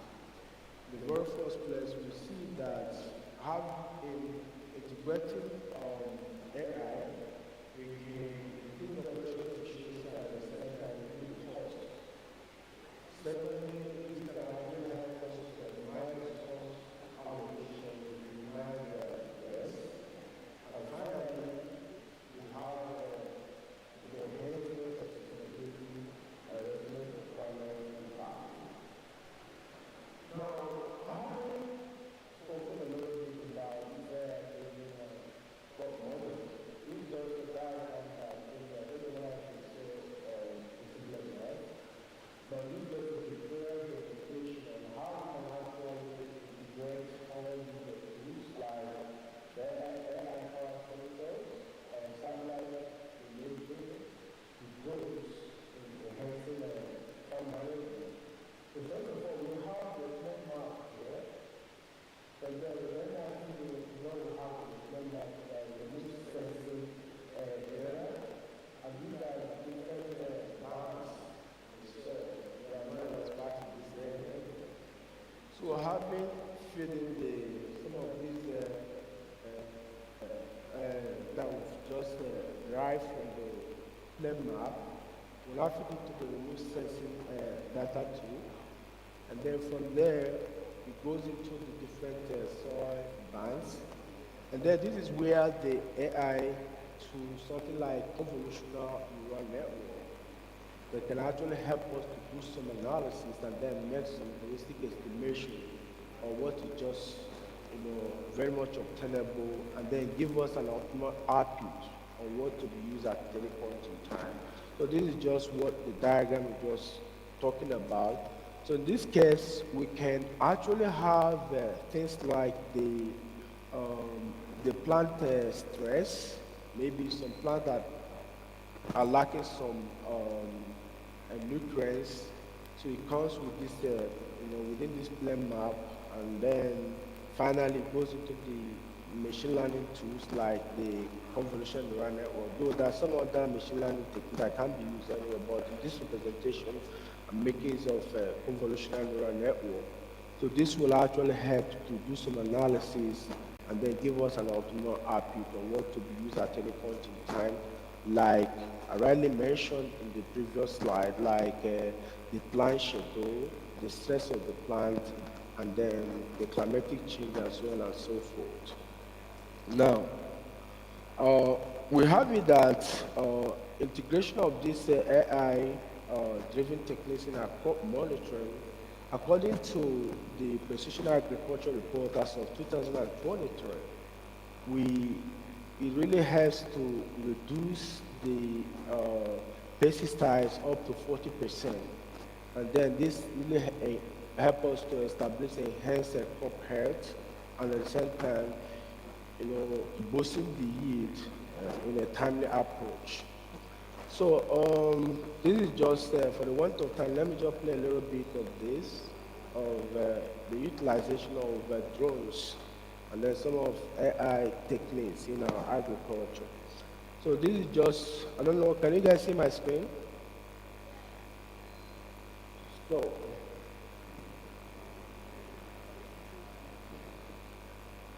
okay.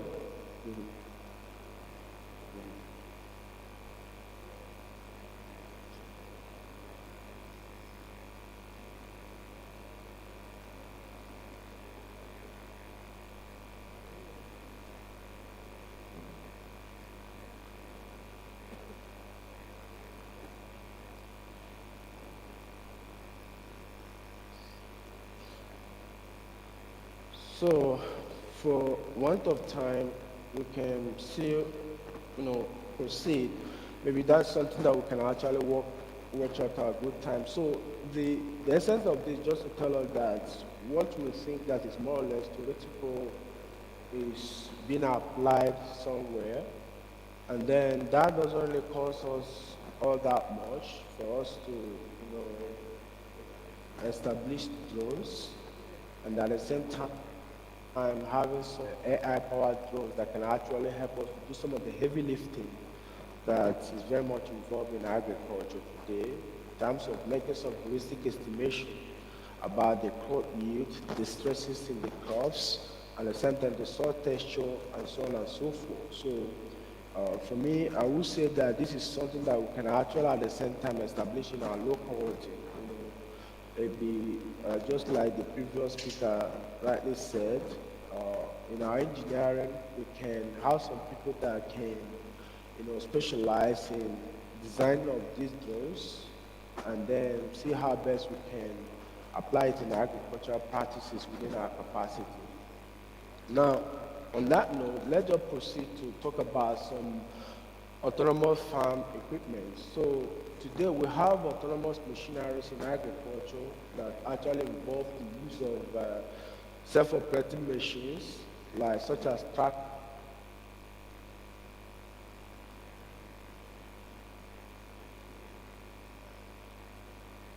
human intervention. So some of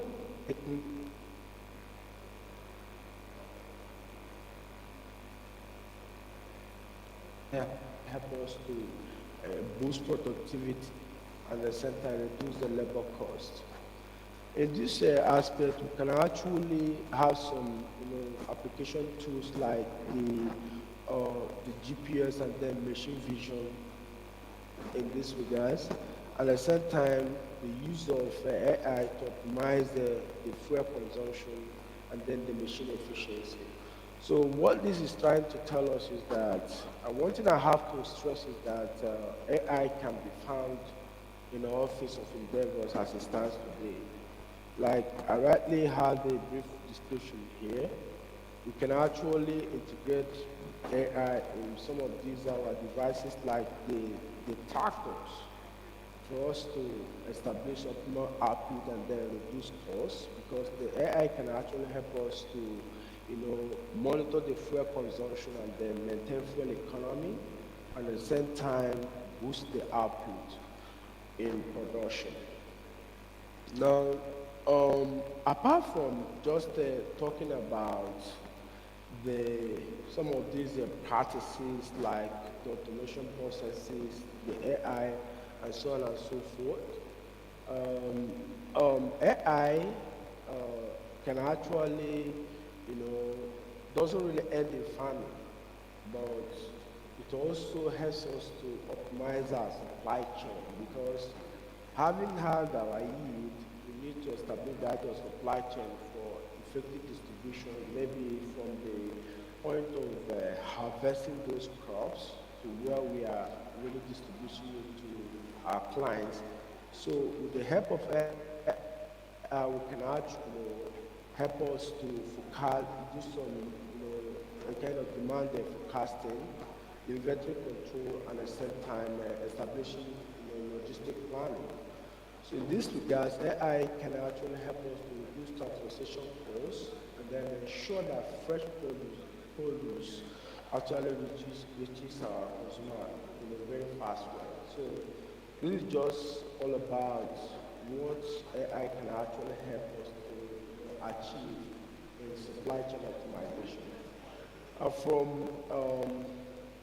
supply chain 4.0, we have it, from supply chain 4.0, we have it that the AI techniques in predictive analysis and demand forecasting can actually help us to reduce transportation costs up to 50%. And then we at the same time can actually enjoy the benefit. Okay, the benefit of the real-time data-driven and the strategy to minimize waste. So some of the challenges we have here as a result of our adoption of this has to do with the initial implementation, the data privacy, because in the course of the AI, we cannot do AI without data. So the transmission of our data might be we need to have our data to be protected, so that's where the data privacy comes in. So what are some of the future prospects here?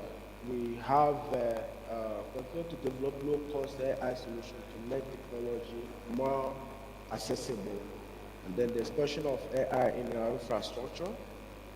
So in my conclusion, we have it that the future is green with AI, so to say, and then AI actually offers a lot of advantages in agricultural production. And then we see that there are a lot of promises as a result of AI for future, for our people and then the planet. Thank you very much.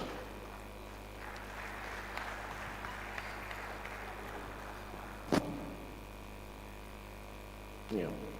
Thank you very much, the assistant professor.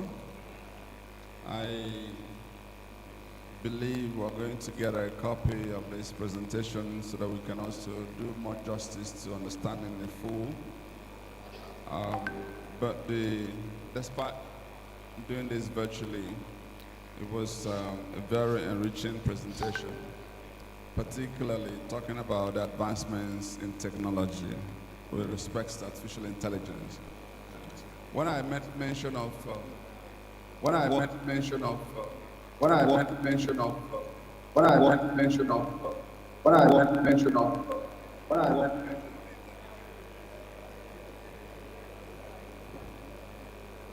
well, it's another way of saying we should move straight to the next program. And that is award presentation. So, Mr. Dean and Co., over to you.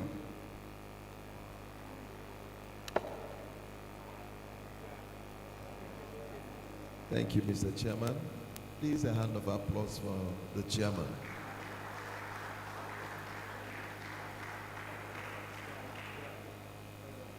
I will be calling the recipients of the Award of Excellence in this year's Faculty of Engineering International Conference.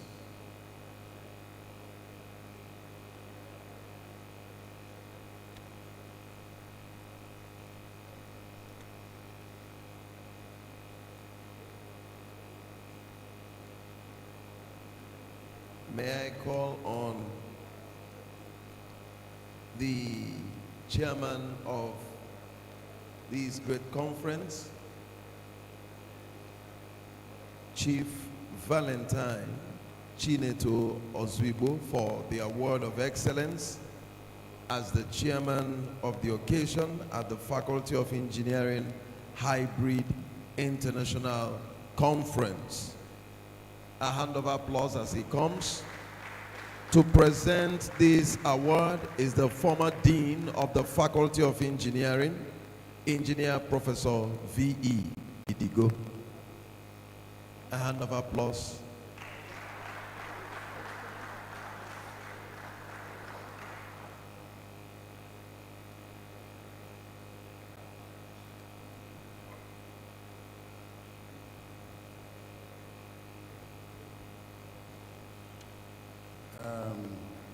Sir, on behalf of the Faculty of Engineering, Nnamdi Azikiwe University, I wish to present this award, an award of excellence, to Chief Valentine Chineto Ozwibo.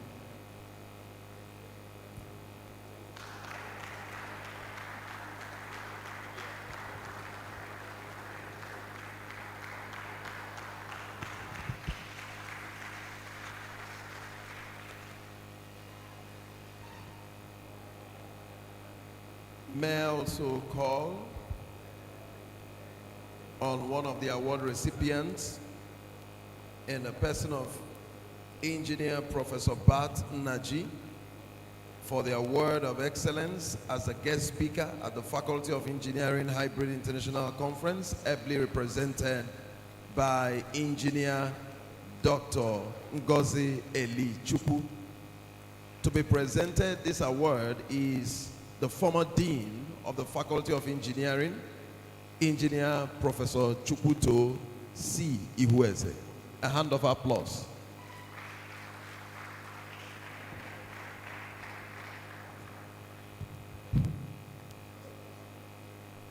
Engineer Professor Bart Naji.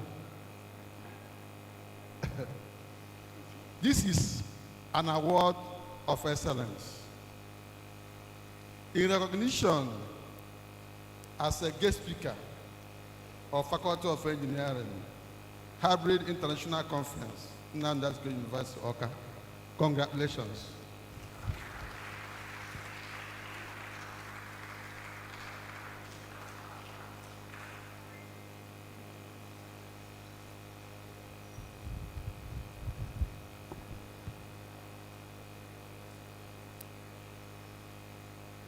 The next award recipient is the Honorable Commissioner for Power and Water Resources in the person of Honorable Engineer Julius Chukwuemeka. A hand of applause as he comes. To be presented, this award is the former Dean of the Faculty of Engineering, Engineer Professor V.E. Idigo.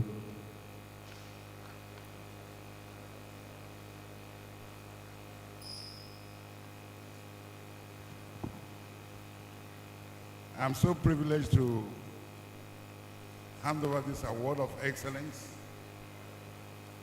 to my old brother, Honorable Engineer Julius Chukwuemeka, Honorable Commissioner for Power and Water Resources, Anambra State. Sir, congratulations.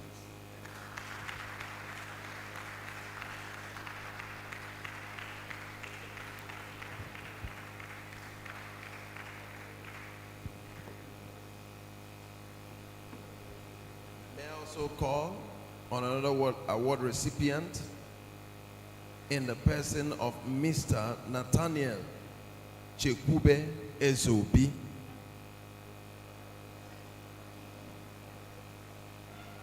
To be presented this award is the former head of Department of Electronic and Computer Engineering and also the director of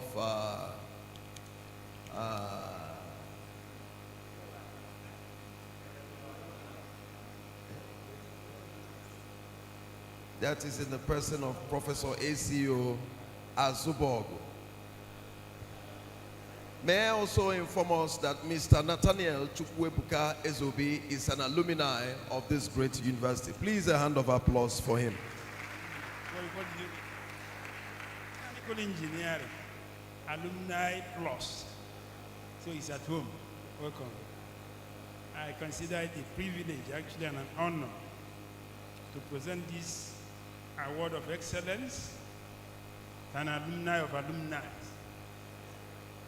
Engineer.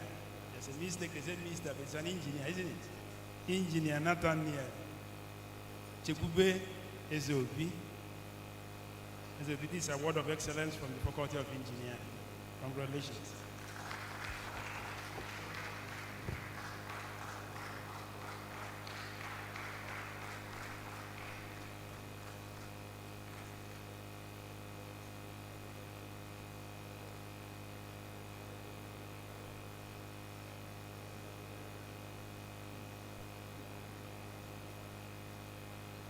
Okay, may I also call on one of the award recipients,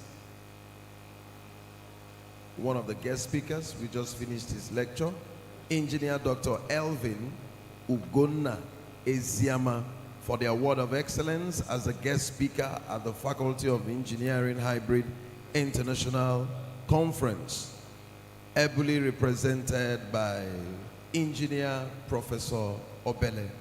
Are you putting those hands together?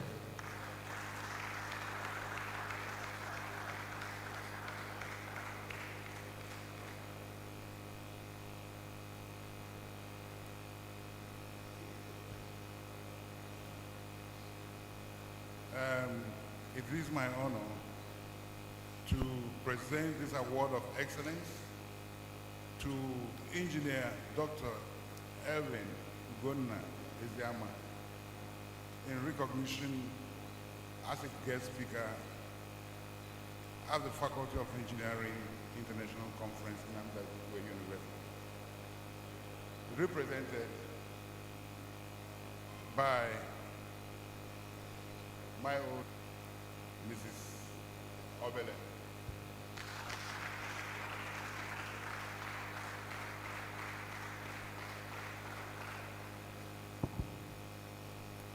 May I also call on another award recipient in the person of Engineer Professor Azikiwe Peter Onwualo for the Award of Excellence as a keynote speaker as the Faculty of Engineering Hybrid International Conference, award to be received by Engineer Professor ACO Azubogo. To present this award is the former head of department of electronic and computer engineering, Engineer Professor Kenneth Abadu. A hand of applause, please.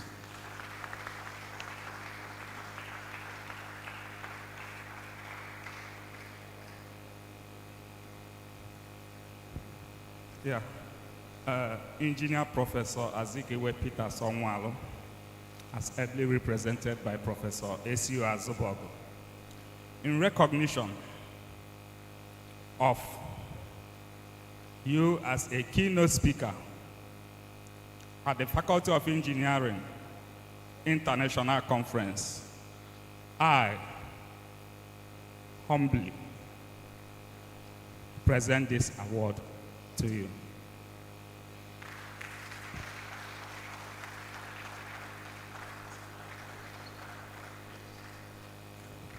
Unfortunately, network issue prevented him from making his presentation.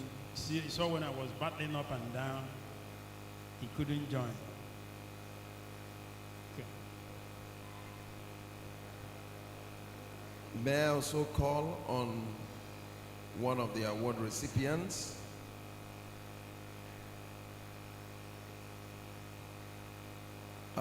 Engineer Dr. Oluwaseyi A. Ogungbero, that's the MD of LD, ably represented by Mrs. Blessing Osai. A hand of applause.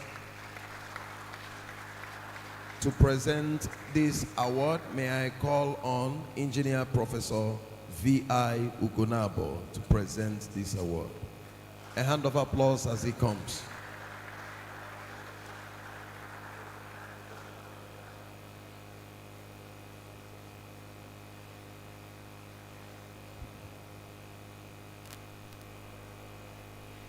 Engineer Dr. Oluwaseyi,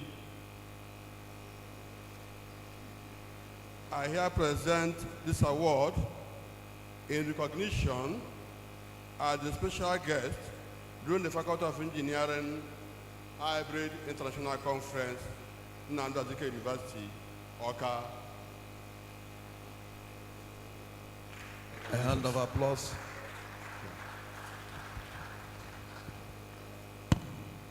May I also call on one of the award recipients, Mr. Tochukwu Orailosi. Mr. Tochukwu Orailosi, a distinguished alumni, Award of Excellence during the Faculty of Engineering Hybrid International Conference. I don't know whether his representative is here.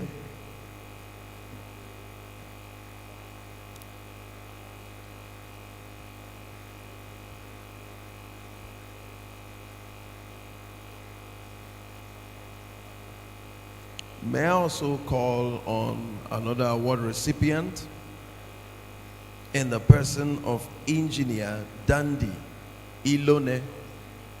Engineer Dandy Ilone, are you here? Any representative?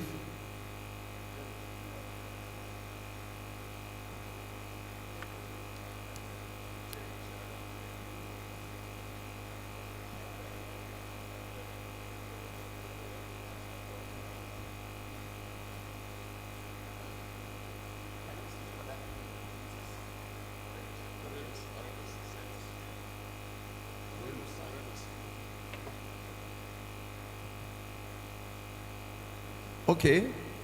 May I also call on one of the award recipients?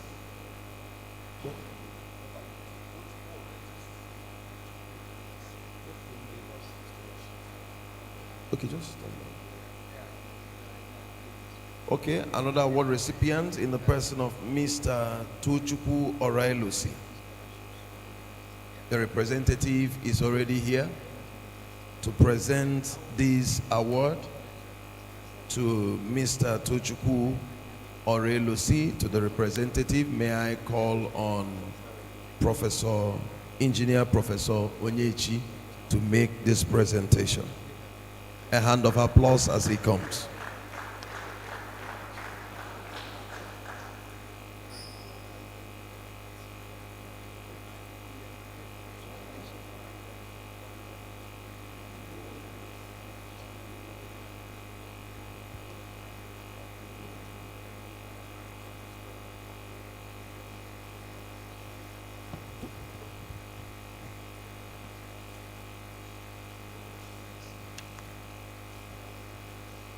On behalf of the Faculty of Engineering, I present this award to you, Tochukwu Orailosi.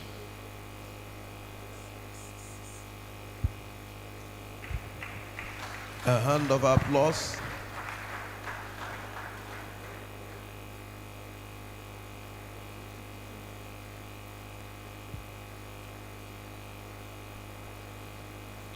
May I also call one of the award recipients in the person of Sir Emeka Kenneth Nsolibe.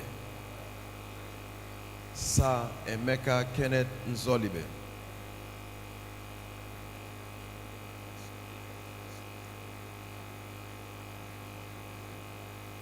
Is the representative around?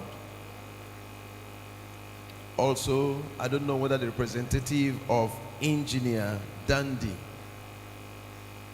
Ilione is around now. Engineer Dandy Ilione, is he around?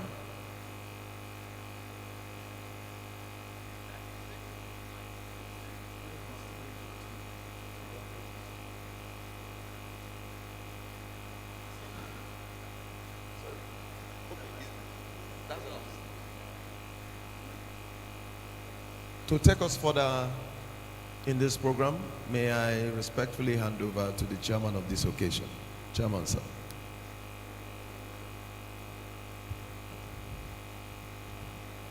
Okay, so please, for this amazing audience we have here, can you applaud yourself? It's been so far so good. The first chapter of today's event is done. We will break for a little time. Some lunch. I believe shouldn't last for more than 30 minutes. And when we then come back, the presentations will follow. And I'm aware that some of our special guests may be leaving. So we like to, at this point, wish all of us journey mercies in Jesus' name. Thank you.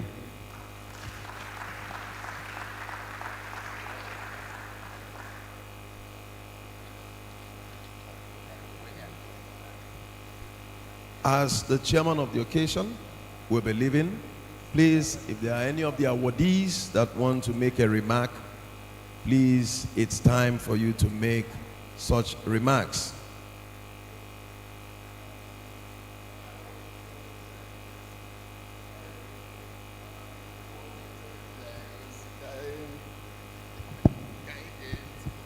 Yeah, the point being made by the Dean and Master of Ceremonies, we know how difficult it is to plan a program like this. Gather people, print all these materials, organize this type of event. And so we would like to encourage all our recipients, all the awardees, whatever they can do to support the university, the faculty, it's most welcome. And among all of us here, this is the only government functionary, so he wouldn't want to announce his own. I'm speaking on his behalf, but you have to make sure within you, particularly, no, this is not enough. You took time to market your principal, the governor, so go back to the governor and get some money for the faculty. And the landlord is coming himself, Nigerian Bachu, the honorable member representing Awka South 1. You will also donate some money for this faculty. So let me first of all hand over to the honorable commissioner. Thank you. My own is the honorarium they would have paid me for this. I'm donating back to the university.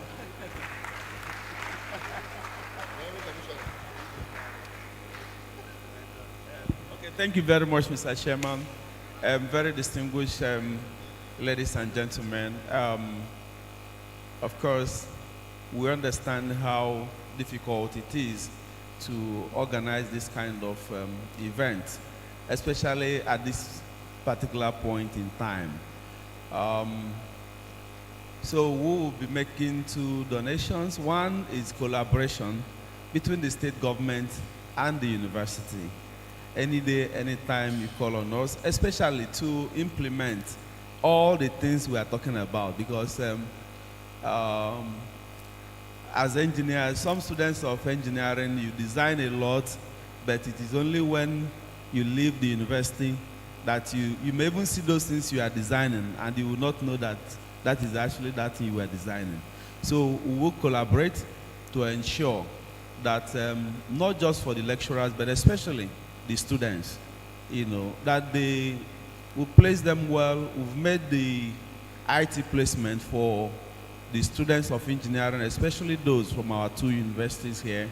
We've made it a priority in our ministry and other engineering ministries in the state, so that they will actually learn what they were being taught.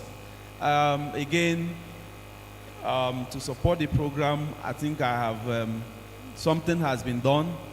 No need of mentioning that, but the organizers know that something has been done. Thank you very much. Thank you. Thank you. I will make a transfer of 500,000 supporting.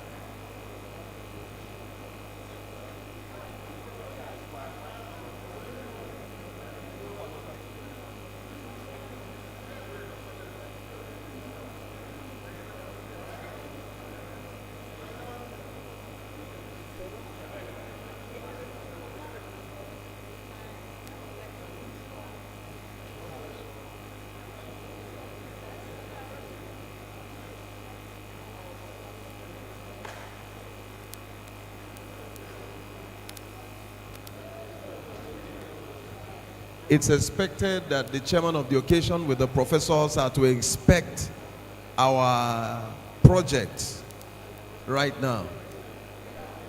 It's expected that the chairman and the professors of the faculty are to inspect the projects from the faculty. trendybeats.com. Projects from the faculty. Please proceed to look at some of the projects from our students.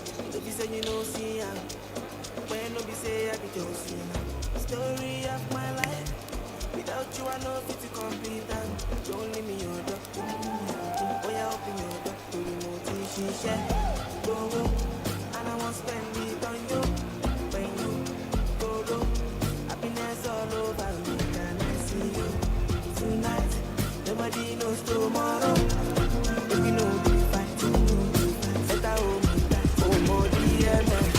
Yamu. Baby, my yamu. Where you want go? One thing go. Santorini, your echo. Come over. Don't say no. Wanna spend my ego. If you know the fight. The first session of this program is still on, is about to come to a close.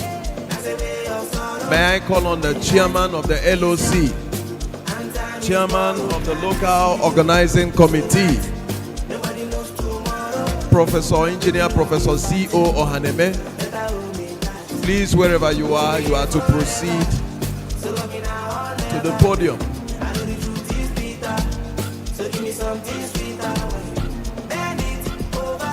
Immediately after the close of the first session, we are going to be having the technical session. We are going to be having the first technical session. The first technical session is cascaded into 3. The first venue is the ASU Secretariat. Papers to be presented in the first session is paper A1, paper A2, and paper A3. The second technical session is to hold at the Needs Assessment Building Class 1. Needs Assessment Building Class 1. The chair of that technical session and the co-chair, the chair is Professor CMO Wiwu and the co-chair is Professor S.O. Obiora. The papers to be presented at that technical session, second technical session, is paper B1, paper B2, and paper B3.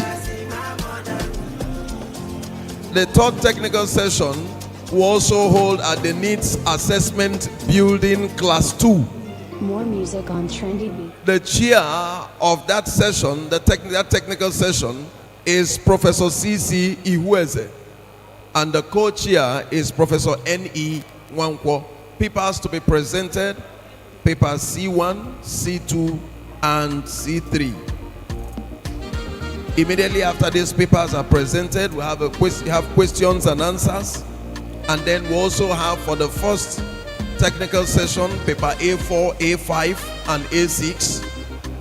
And then for the second technical session, you also have paper B4, B6, and B5, and B6. Then for the last technical session, you have paper C4, C5, and C6. Then we have questions and answers. May I crave the indulgence of the chairman of the LOC? Please, if he's outside, you can ask him to come in quickly.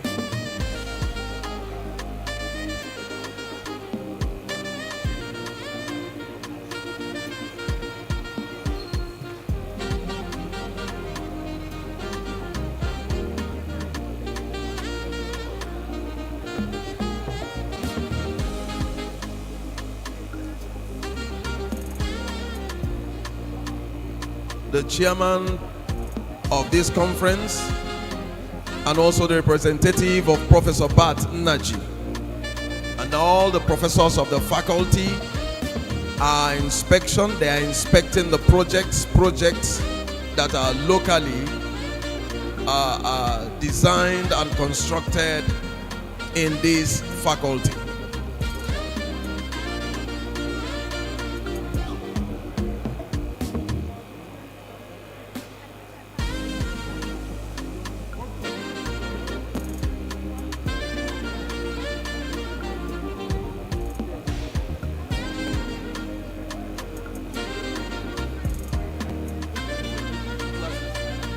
Please, for the ASU Secretariat, the technical session, we have Professor C.C. Okezie as the chair, and the co-chair is Professor Ken Abadu. Papers to be presented, paper A1, A2, and A3. Then, for the next session, after the questions and answers, paper A4, A5, and A6. For the technical session holding at Needs Assessment Building Class 1, you have the chair as Professor CMO Wiwu and the co-chair as Professor S.O. Obiora. Papers to be presented, paper B1, B2, and B3, questions and answers, and then we wrap up with paper B4, B5, and B6.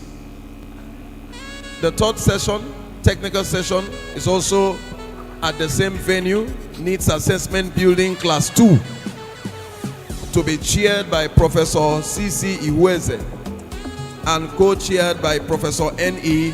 Wankwo. Papers to be presented, paper C1, C2, C3. So please, all the presenters are to be ready for that as we wrap up the first session. After the first three papers presented, there will be questions and answers. And then we move over to the last three papers, papers C6, C5, and C4, C5, and C6.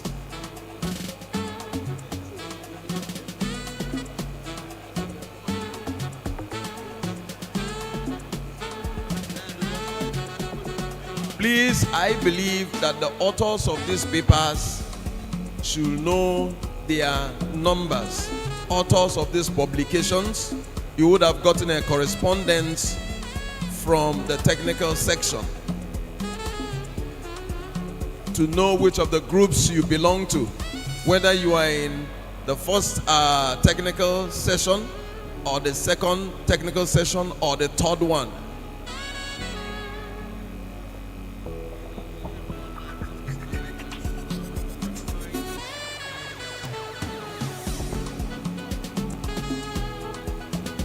May I request the presence of the chairman of the LOC,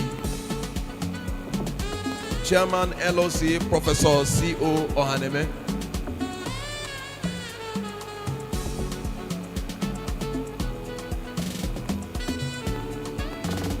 Please, immediately after this session, there's going to be a lunch and break. So please check your bags.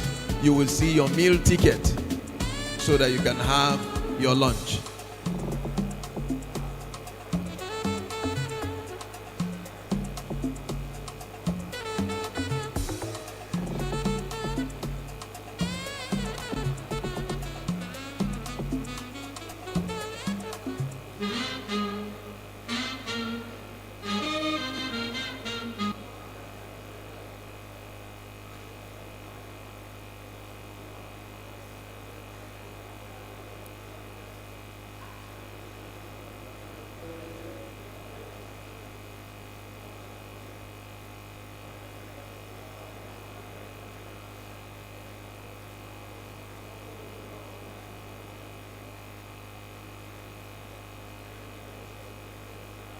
Please, let's come inside so that we can round up this session.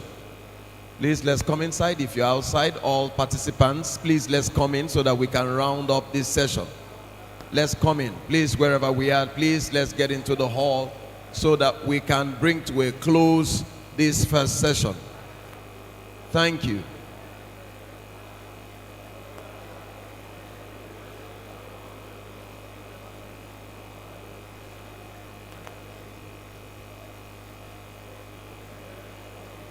May I acknowledge the presence of the former head of the Department of Civil Engineering, Engineer Professor Henry Aginam. You're welcome, sir.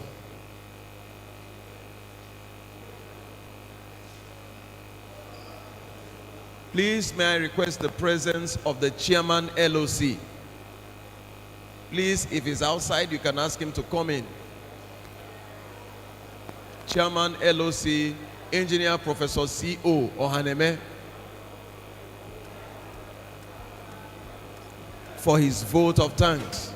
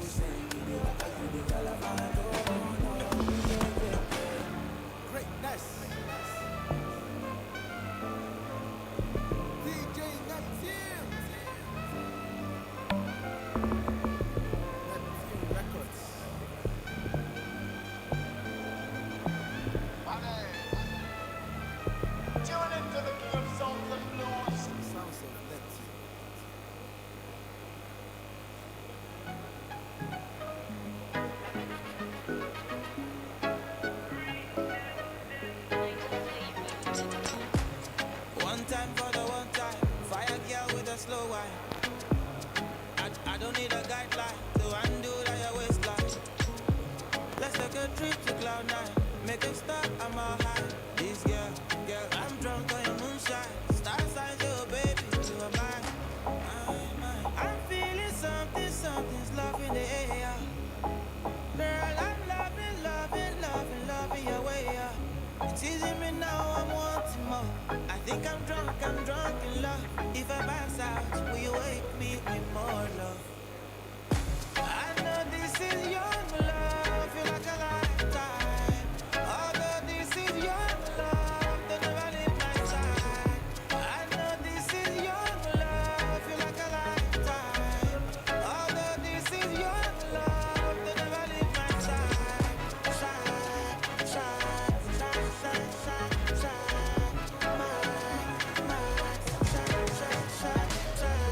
Hold on, did I ever mention? I don't want no option. Give me all or nothing. I know be your side, eh? Hey, you, girl, I wanna know how you roll. Say, ooh, wine like a roll. I'm losing my control. I'm feeling something's love in the air. Please, let's be seated a little while as we close this session. Please, let's come in. All participants that are outside, please just come in. Just come in, please, so that we can close this session and move into the technical sessions. May I hand over to the chairman of the LOC, Engineer Professor C.O. Haneme, for his vote of thanks. Good afternoon, everyone. May I dwell on the existing protocol to thank all the people that have made presentations today. We have to thank the chairman of the occasion, Mr. Valentine Ozibo. He's a chief, but he humbled himself to always be referred to as Mr. And then the Vice Chancellor, we equally thank him for making out time to come to grace this conference. Then the directors from SEDI, NASENI, SEDI, NEDI, and Raw Materials Development Council, we welcome you all to this conference and thank you for all your efforts in making it to Nnamdi Azikiwe University. For our dear professors, deans of faculty, lecturers, and the students that are here today, we will not thank you enough for making our time to come. And other people whom I cannot mention their names here, let God grant them success in all your endeavors. You are welcome. Now we are about to enter the second stanza of this conference, which is technical session. The MC will now direct us on how we are going to move into the section so that swiftly we are going to achieve our goals to present whatever we have as the theme of this conference protests. God bless you all in Jesus' name. A hand of applause for the chairman.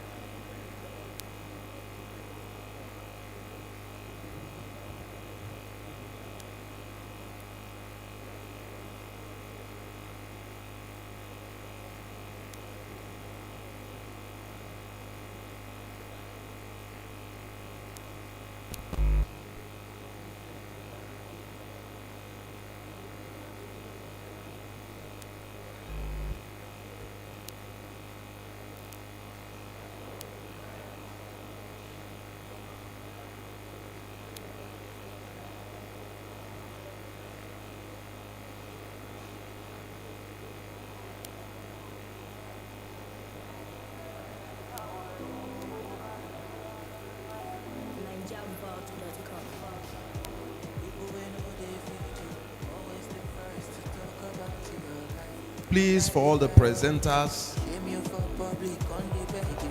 note that if you are presenting paper A1, A2, A3, A4 to 6, you will be doing that here. The technical session is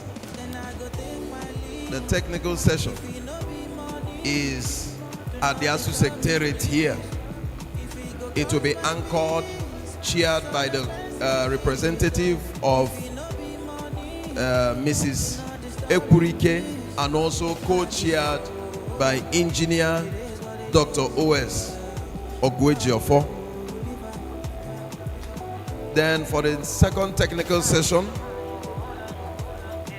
it will be holding at the Needs Assessment Building Class 1, to be chaired by Professor C.M.O. Mwiwu and co-chaired by Professor S.O. Obiora. Papers to be presented, paper B1 to paper B6. The third technical session will also be taking place at the Needs Assessment Building Class 2, to be chaired by Professor C.C. Ihueze and co-chaired by Professor N.E. Wankwo. Papers to be presented are paper C1 to paper C6.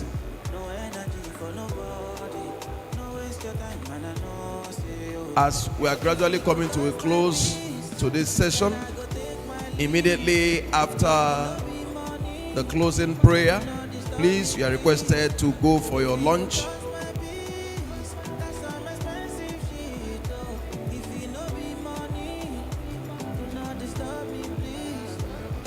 To close us in this session, may I invite the head of the Department of Civil Engineering, Engineer Dr. Odinaka Okonkwo, to close us in this session. Let's rise for the closing prayer.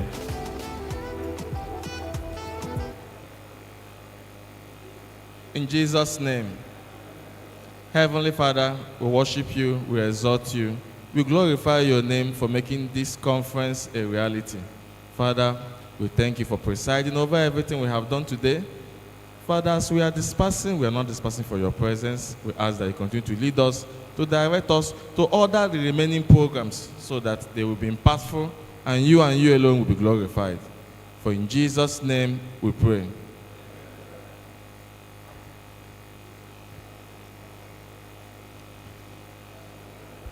Please, you can now go for your lunch in preparation of the technical sessions. Thank you.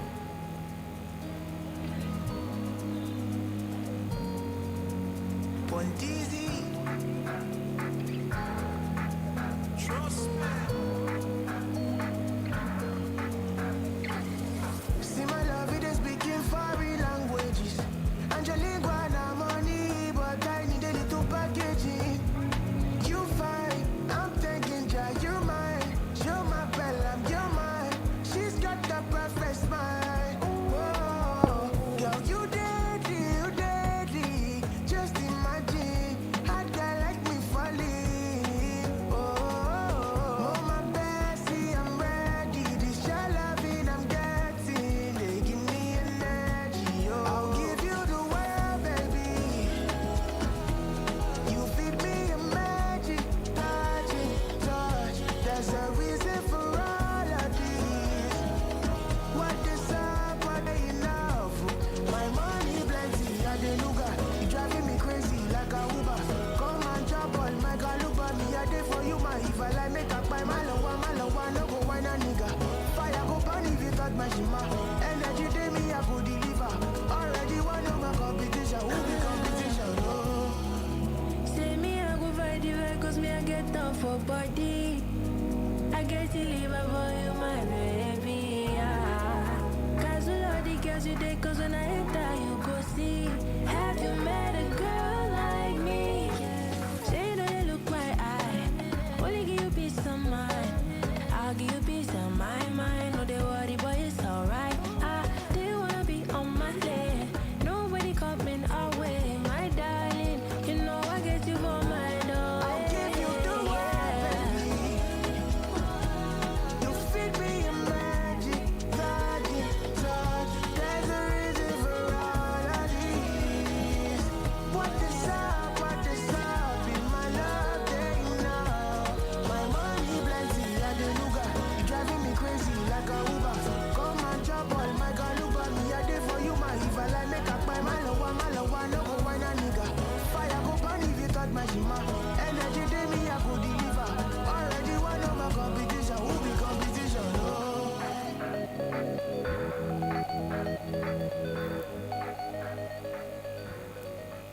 More music on trendybeats.com.